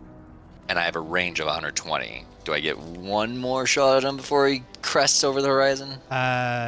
He's going to move 120 on his turn, and you're going to move 30. So no. He'll be out of your range next turn. Okay. Because he's essentially going to move 90 more feet away from you. Right. Yeah, that's at, like, literally your max range, like, now, essentially. So he'd be, like, 5 feet out.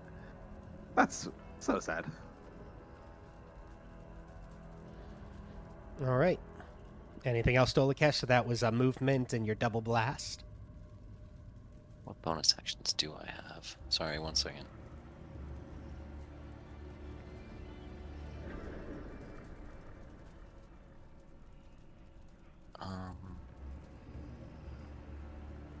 Oh.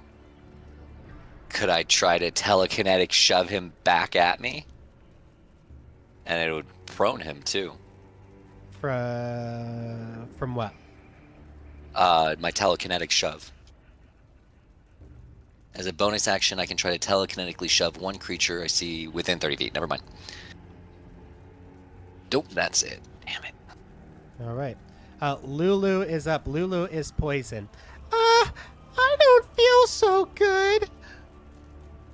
And she will Take go. a nap, Lulu. She'll go. And she'll like puke up sparkles, and then we'll fly down over here to where the kids are. They're not here anymore. Oh, they're not there anymore. Never mind. But she will kind of fly.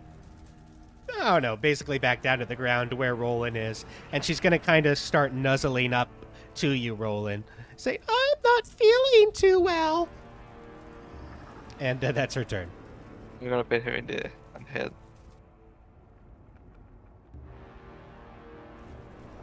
Anarian, you're up. So how far is it from me? Far.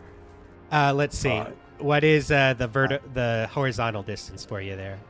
75 feet. 75. So he is 90 feet from you, essentially. All right, I'm going to use my movement to crawl up on the back of the giant eagle next to me and hold my turn for when the giant eagle is within 60 feet of the... Hold my action to cast a spell for when the eagle is within 60 feet of the vulture. Then the eagle will take off and fly 80 feet towards the vulture. It Okay. hits walls, but...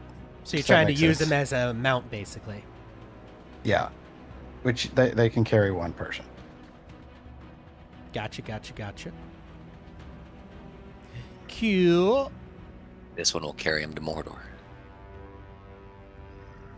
Out of Mordor.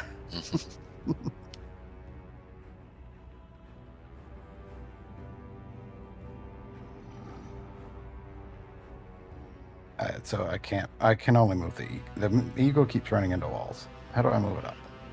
Oh, yeah. Let me do it for you. I was just looking at mounted combat. I'm trying to figure. I think it's like oh, yeah. So you can essentially allow the eagle to do its own turn of its own free will, or you can kind of direct it. And if you direct it, it's going to consume your action, I believe, to direct it. I gotta check on that, though. It consumes something to direct it. But otherwise, it'll just kind of do whatever it wants to do if you let it do it free, and you'll just... There you go. You can either control or act independently. If you control a mount... Okay, so you can't control the mount, because it has to be trained to accept a rider. But you can let it be independent.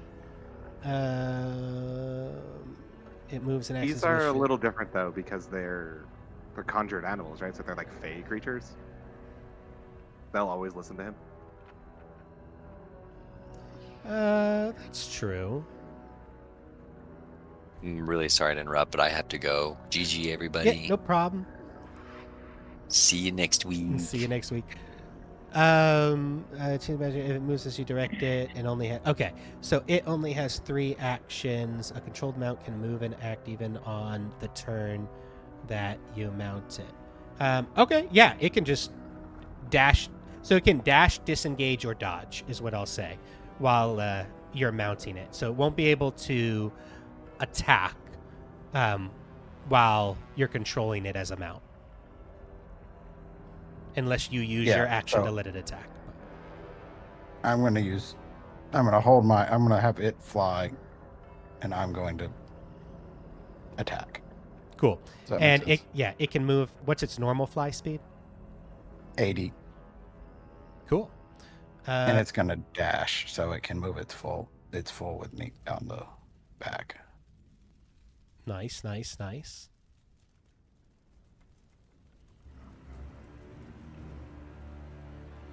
But I'm going to shoot when I get within 60 feet of it. So, because I would be at disadvantage if I was touching it. Does that make sense? So I'm going to fly, shoot it when I'm within 60 feet, and then fly the rest of my movement towards it. Okay.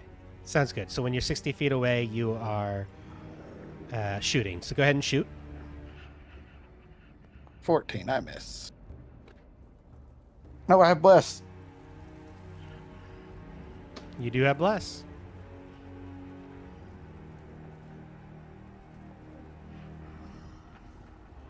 Hooray.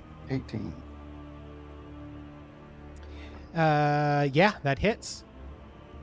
Oh, I rolled the wrong one. That's the wrong one. I did not cast it at 3rd level. Good thing, because you rolled 4 1s there and a 2. Same I amount got of the same damage. thing with All right, so 10 damage. 10 damage. Well, that hurts, but it is still up. Then the other eagle will come up and attack it.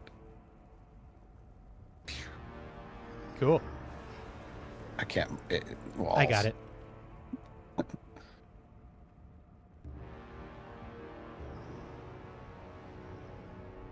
Eagle. Talons. Bite attack. 7 doesn't hit. Nope. Talons. 19 hits. Yep. Go ahead and roll me some damage. 12 damage. All right, still up.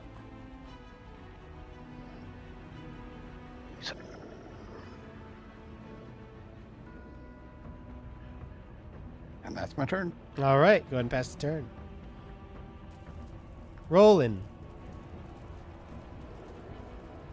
I can't really do anything right now.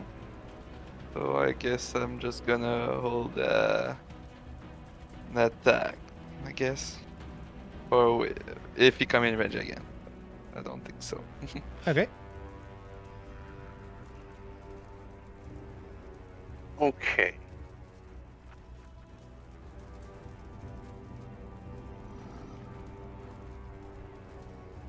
What would you like to do, Raylan? Would he be away from me? He is 90 feet away from you, effectively.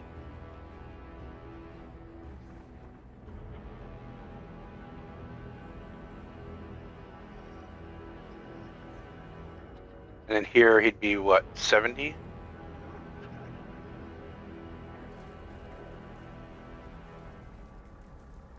He would still technically be 90 feet away from you. He's 90 feet up in the air as well, but you Okay. can move diagonally 5 feet every time you go up in the air, so he would still be 90 feet away from you. You would effectively Okay. need to fly somehow up to be able to get closer to him. Well, flying 10 feet wouldn't make a difference.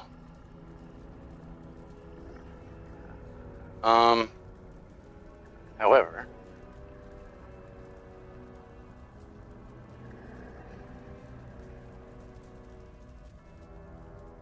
I'm going to cast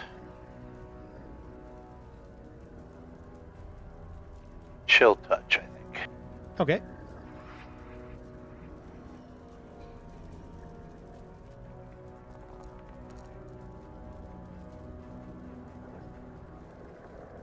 For 8 necrotic damage. All right, 19 to hit for 8 necrotic.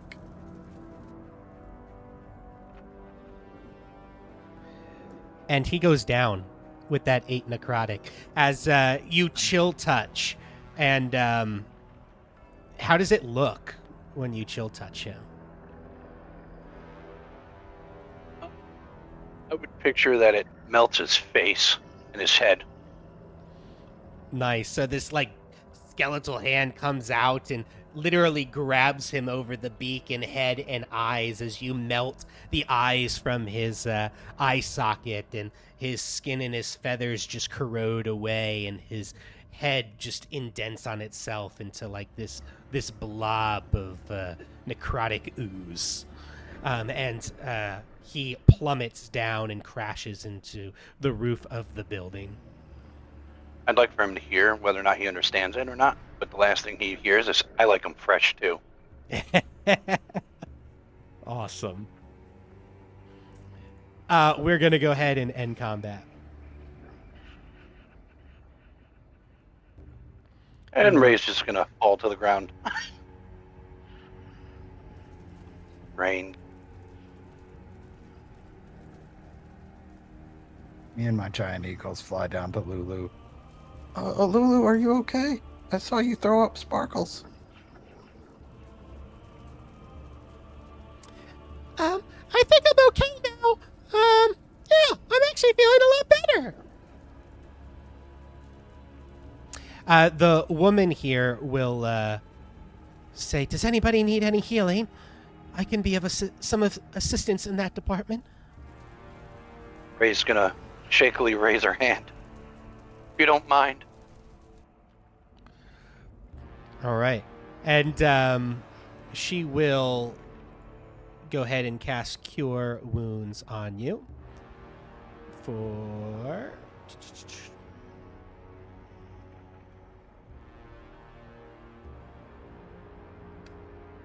this much healing for 6 points of healing.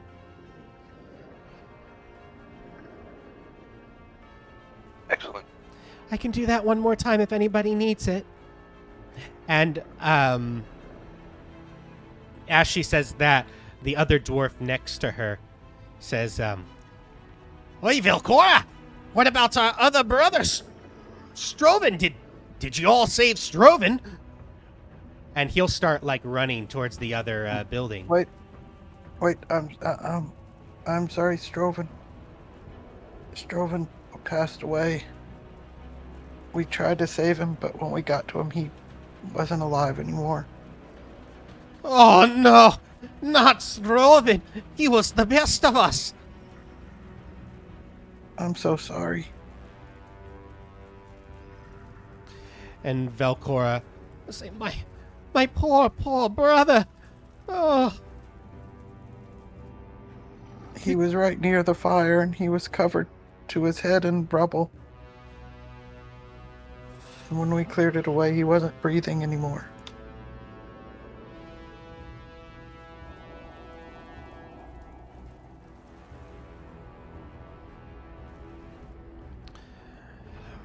Well, we should probably get out of the street, or make our way towards High Hall.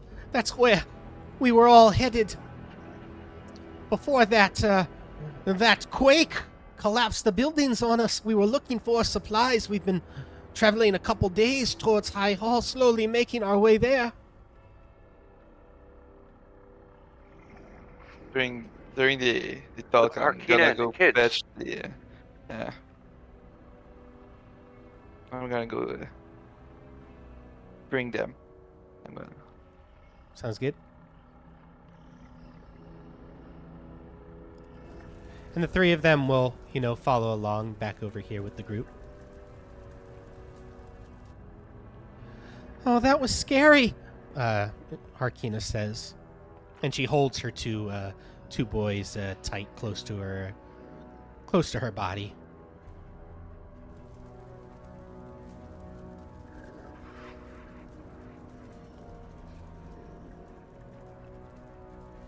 And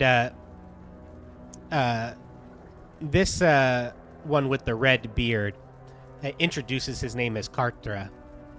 Well, I'm gonna go get my brother's body. I'll bring it to High Hall with us.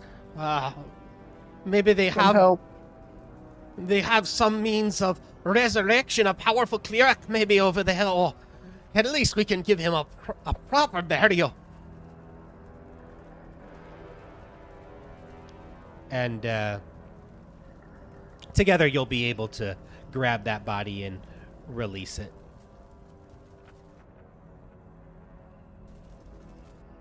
So I'm going to just take it off the map. I put it on the back of one of the eagles and have them carry it. Okay, sounds good. So what would you like to do? Velcora says we should continue making our way to High Hall. I'm gonna kind of stumble my way a little bit over to Igvis. Put my hand on his shoulder and be like, "Thank you. It was a good catch."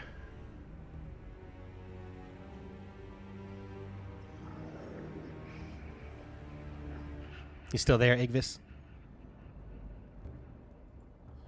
I don't know if he's AFK.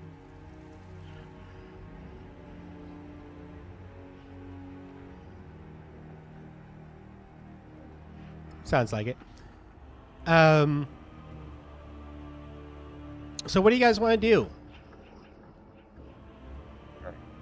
I think I'm gonna use another healing potion. Okay, you can do that and heal. Okay, Igvis posted there in game that he's Hello. here, but there we go. Now we can hear you. Nice. So I have no idea how long it took for my mic not working. Essentially, I was just wondering.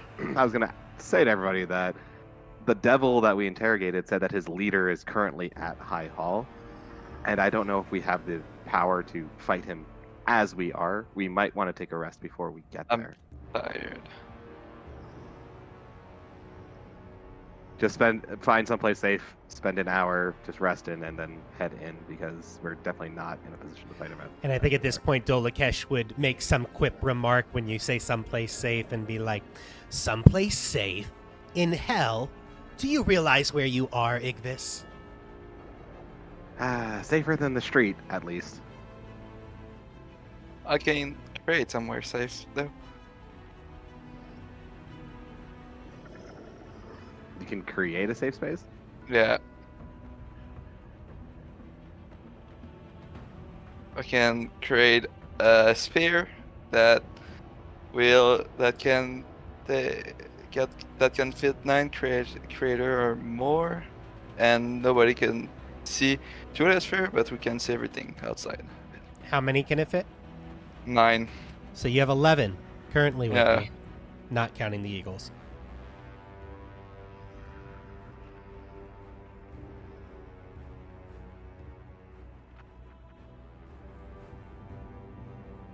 You can almost fit everybody. Yeah. Yeah, you've got a big party there.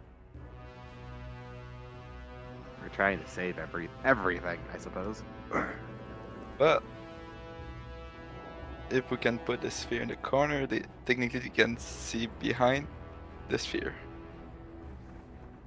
So Yeah, put it kind of like in a corner of a building or yeah, something like that, so people can still be behind the sphere, but nobody can see through the sphere to see the people behind the sphere. exactly. Yeah. Yeah, I'm gonna look at the map and see if there's a spot kind of like that. Because I have the bird's eye view, so you sent me the whole map. Yep.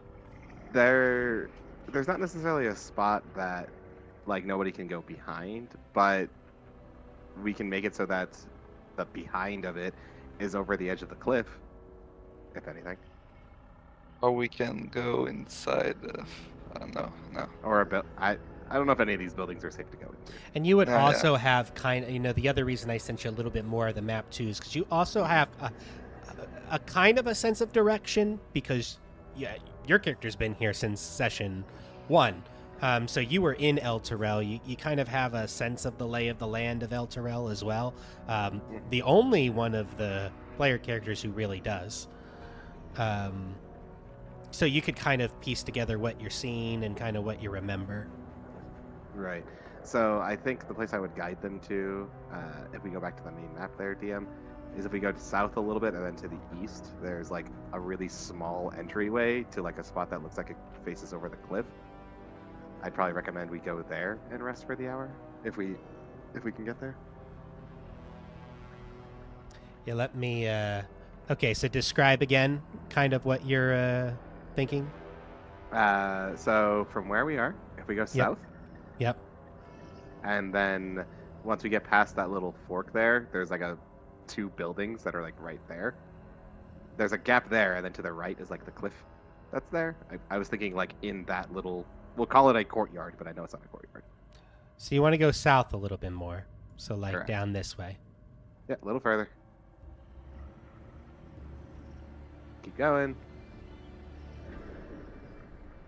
And then, do you see where the break is between the buildings at the bottom of our vision? Yeah, right about Yep. there. And then if we put up the barrier, like between the house, like right there, essentially, we can have people resting facing the cliff. Was my thought. All right. So that way there's 9 inside, and then 2 can like sit behind it. I could turn into a mouse, and I wouldn't take up very much space.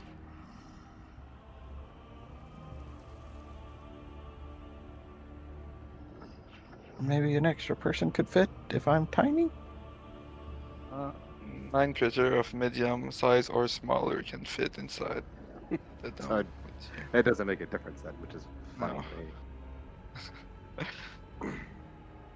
Yeah, I'd I say could also become how large. long can you stay in mouse form? 3 hours. Okay. Yeah, because eventually you'd come out of mouse form and take up more room. We're not gonna take a long rest here, though. We're only gonna take a short rest. Oh, gotcha. Okay. Yeah. Unless you all want to try and sleep here. I would like to sleep. Okay, so you do want a long rest then. Yeah. Because In that case, where we are on the map then, is that building just north of us? Does it look mostly stable? Um, it's somewhat stable. I mean, the end of it is right on the edge of that cliff, and that cliff plummets all the way down into the river Styx. So that's like the canyon there to the right. Then I might want to fly people just to this one then. Just south of where I'm looking. Yep. So that looks like it's a little cliff there, so I'll probably just fly people up to that building and maybe we'll pull up here. You could The do that. Eagles can help. Yeah. So you're gonna go to that building, and that building looks a little bit more sturdy, and it looks like you could actually go inside. Yeah, so if you guys are cool with it, want to make this one our base of operations and sleep there for the evening? Yeah. I'm okay with that. Okay. and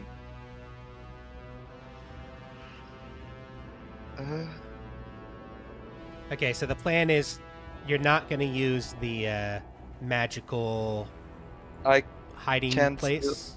I can still use it like in like just in front of the door, so nobody can enter in the building. So we can't be because no, snuck up on, they'd have to break down a wall or something. no, they can't. They can't broke it. Only if Oh. they only. All I meant is that you're like blocking the door, so they couldn't sneak in on us. They'd have to Yeah, break down that's- another wall or something to get to us. Yeah. Okay. Okay, so you're going to make it, and who's going inside? Who's not going inside, I should say, since two of you would have to stay outside. I think what we can do is we can have everybody who's going to rest inside and have 2 people on watch, and we'll rotate. Okay. The thing is that if you're not inside the bubble, you can't enter. Ah, Only the people that's inside the bubble can get out, but I can move through it freely. Yeah. So only the people that like cats that are inside can move through the bubble, but the people that are outside can't. Rest Okay. pretty quickly and can stay pretty hidden. I'll stay outside of the bubble. I trance, so I only rest for 4 hours, and I don't sleep anyway.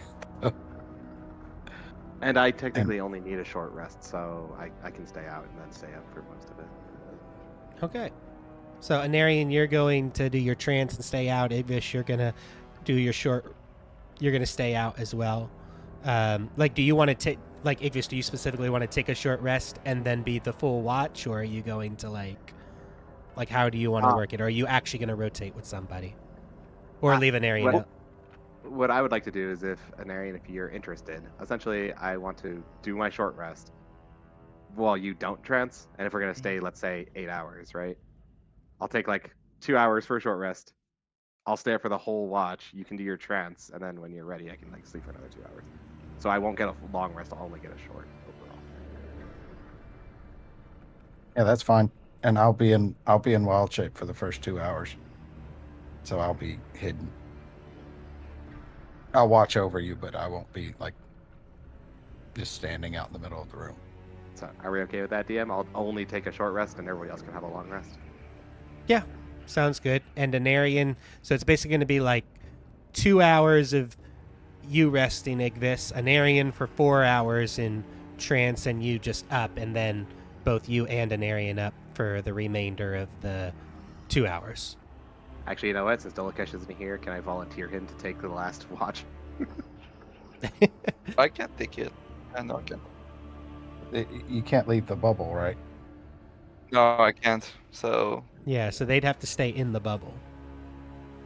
So Yeah, I'll Dolak, volunteer Dolakesh to I take the can't- watch. well, I guess I'll They put can't all leave Dolakesh the in the bubble since he's not here, just in case things don't go your way, so that we don't volunteer him. Okay. I yeah, can that's take fine. the watch, but I can get out of the bubble, because if I get out, the bubble disappear. So essentially, I can take a long rest outside of the bubble, and you can just watch me while you're in it. I guess it's fine. I don't mind. Yeah. Yeah, you Sure. can take so the. we'll do a normal watch rotation, but we'll have somebody inside the bubble doing one of the watches. Oh, so you can see Yeah. outside of the bubble. Yeah, I can't see, but they can't see inside the bubble. Gotcha. Okay. Everybody in the bubble can see, but they I can't see. gotcha. Okay, so you're gonna do a normal watch rotation, but Igvis and Anarian are gonna be outside the bubble. Yeah. Yeah. So watch And rotation. we only need 3 because I can do 4 hours of the watch. Okay, so I just want to know like in order. So Igvis. So first watch is who for the first couple hours? An Aryan. Anarian. Second watch is who? I'm taking second. Third watch is then Roland. Yeah. Okay. And then I'll take the last 2 hours of the 8 hours. Sounds good. Okay, so you guys do that. You pop in. I don't know if it will change anything, but the bubble is active for 8 hours, so I don't know. Okay, that's perfect. Precisely how long we need it. That's exactly how long you needed.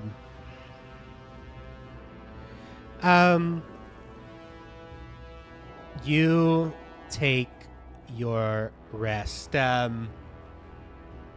Igvis, give me a D100.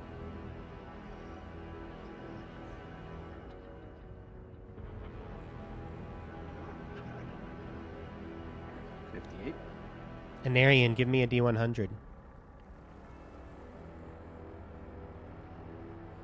8. 8.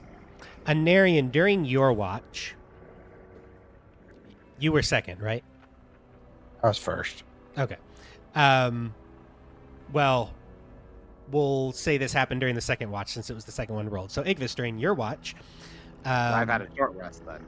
That's important for me. So during your watch, another one of those big quakes happens. And the whole ground and the building shakes. Make me a deck save.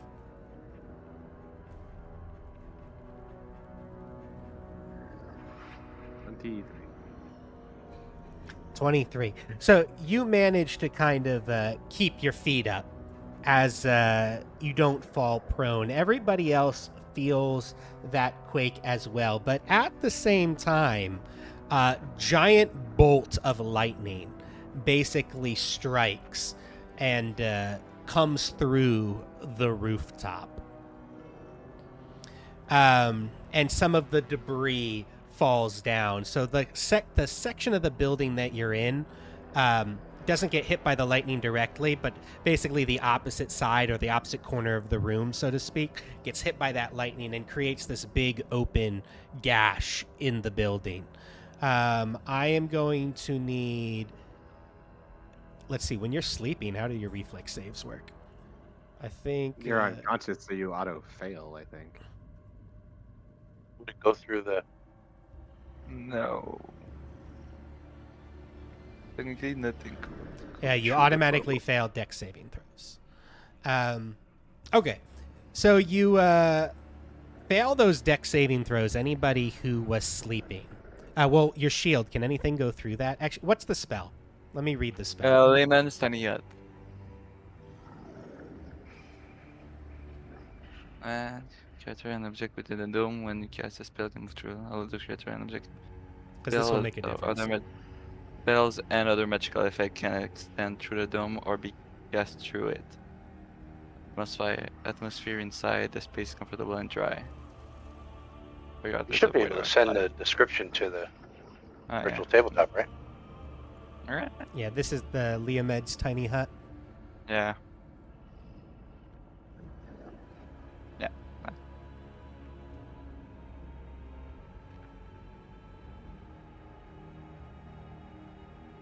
Creatures and objects are barred to pass into a specimen. Can't extend through the dome or be cast through it.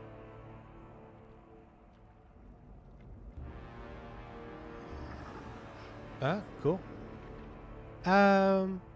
Yeah, I would say that you guys are safe from the lightning inside the hut. So only those who are outside the hut. So Anarian and Igvis. And during second watch, you'd be in like your trance state, right, Anarian? Yeah, but I'm not unconscious. It says it in my trance. I'm not unconscious. Okay, so go ahead and give me a dex save, both of you, as this lightning kind of hits the side of the hut. Do you know the funniest thing about this? Yep. It wasn't my roll, but it still happened during my watch because everything happens during my watch.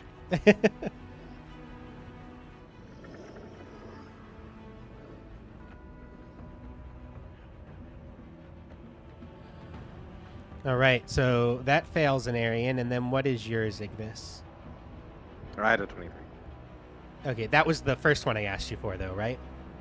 Yes, do you need a second? I need a second one. This one is for the lightning.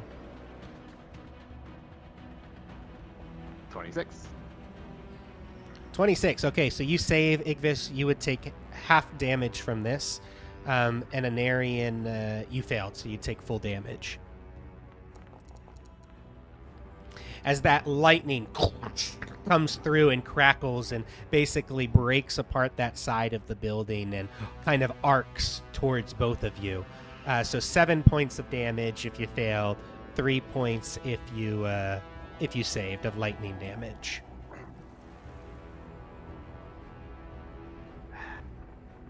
I'm just gonna like sigh and be like, I swear to God, I know if Dolicush is awake, he'd be laughing right now because we're not safe. And you can, and kind of that side of the building is now open to the hot, stinging Avernus air. It doesn't do any damage, the air, to you right now, but Just uncomfortable. just uncomfortable. I'll just look at the dome, like unsure if they're awake, and just be like, I can just let them sleep still. Hate everything about this. And I'll just like go back on my watch then. And Okay. like lean against the dome. Sounds good. And Anarian, you go back to the rest of your trance. Back to trancing. Okay. So you do that, and you're able to get through Roland's watch as well. So Roland, roll me a D100.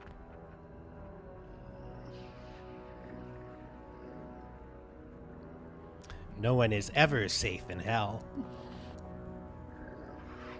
And so you get through Roland's watch unimpeded as well. Igvis and Anarian, you find that while you rest there outside of the dome, you just have a terrible night. Obviously, the lightning was horrible, and the quake was horrible. And there are a couple other, distant lightning strikes as well that just unnerve you. And the hot, stinging Avernus air, you're just very uncomfortable. You get your long rest, but you have a level of exhaustion unless you make a save. So I need you to make me a Constitution save, being throw.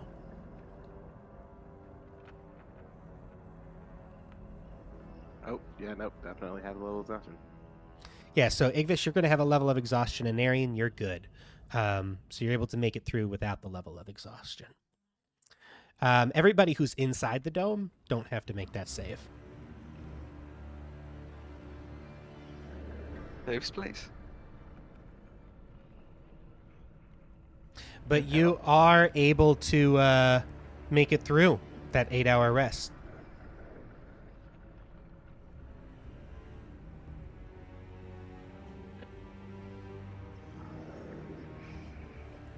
What would you like to do? After we wake up, I'll just suggest that we continue on to, the High Hall. I have people I need to go see. I agree. All right, perfect. So you're able to take you and the people you have picked up along the way, and it's pretty easy to get to High Hall, which is pretty close. And I'm just going to kind of give you a description of High Hall. And then I think this will be a good place to end the session. So this clifftop castle was once the crowning architectural jewel of El Terrell. Only 3 of its 5 watchtowers still stand, Though they appear abandoned, the wooden gates that once led into the castle grounds have been shattered, leaving a gaping hole in the wall. The west side of the castle has been reduced to a pile of smashed brick and broken wood. The surviving buildings are blackened by soot. At the center of the castle grounds, the High Hall Cathedral stands defiant. So you make it there, and you see, obviously, that giant gaping hole where the wooden gates once led inside, and you can make your way kind of up the hill towards the main cathedral, if you so wish.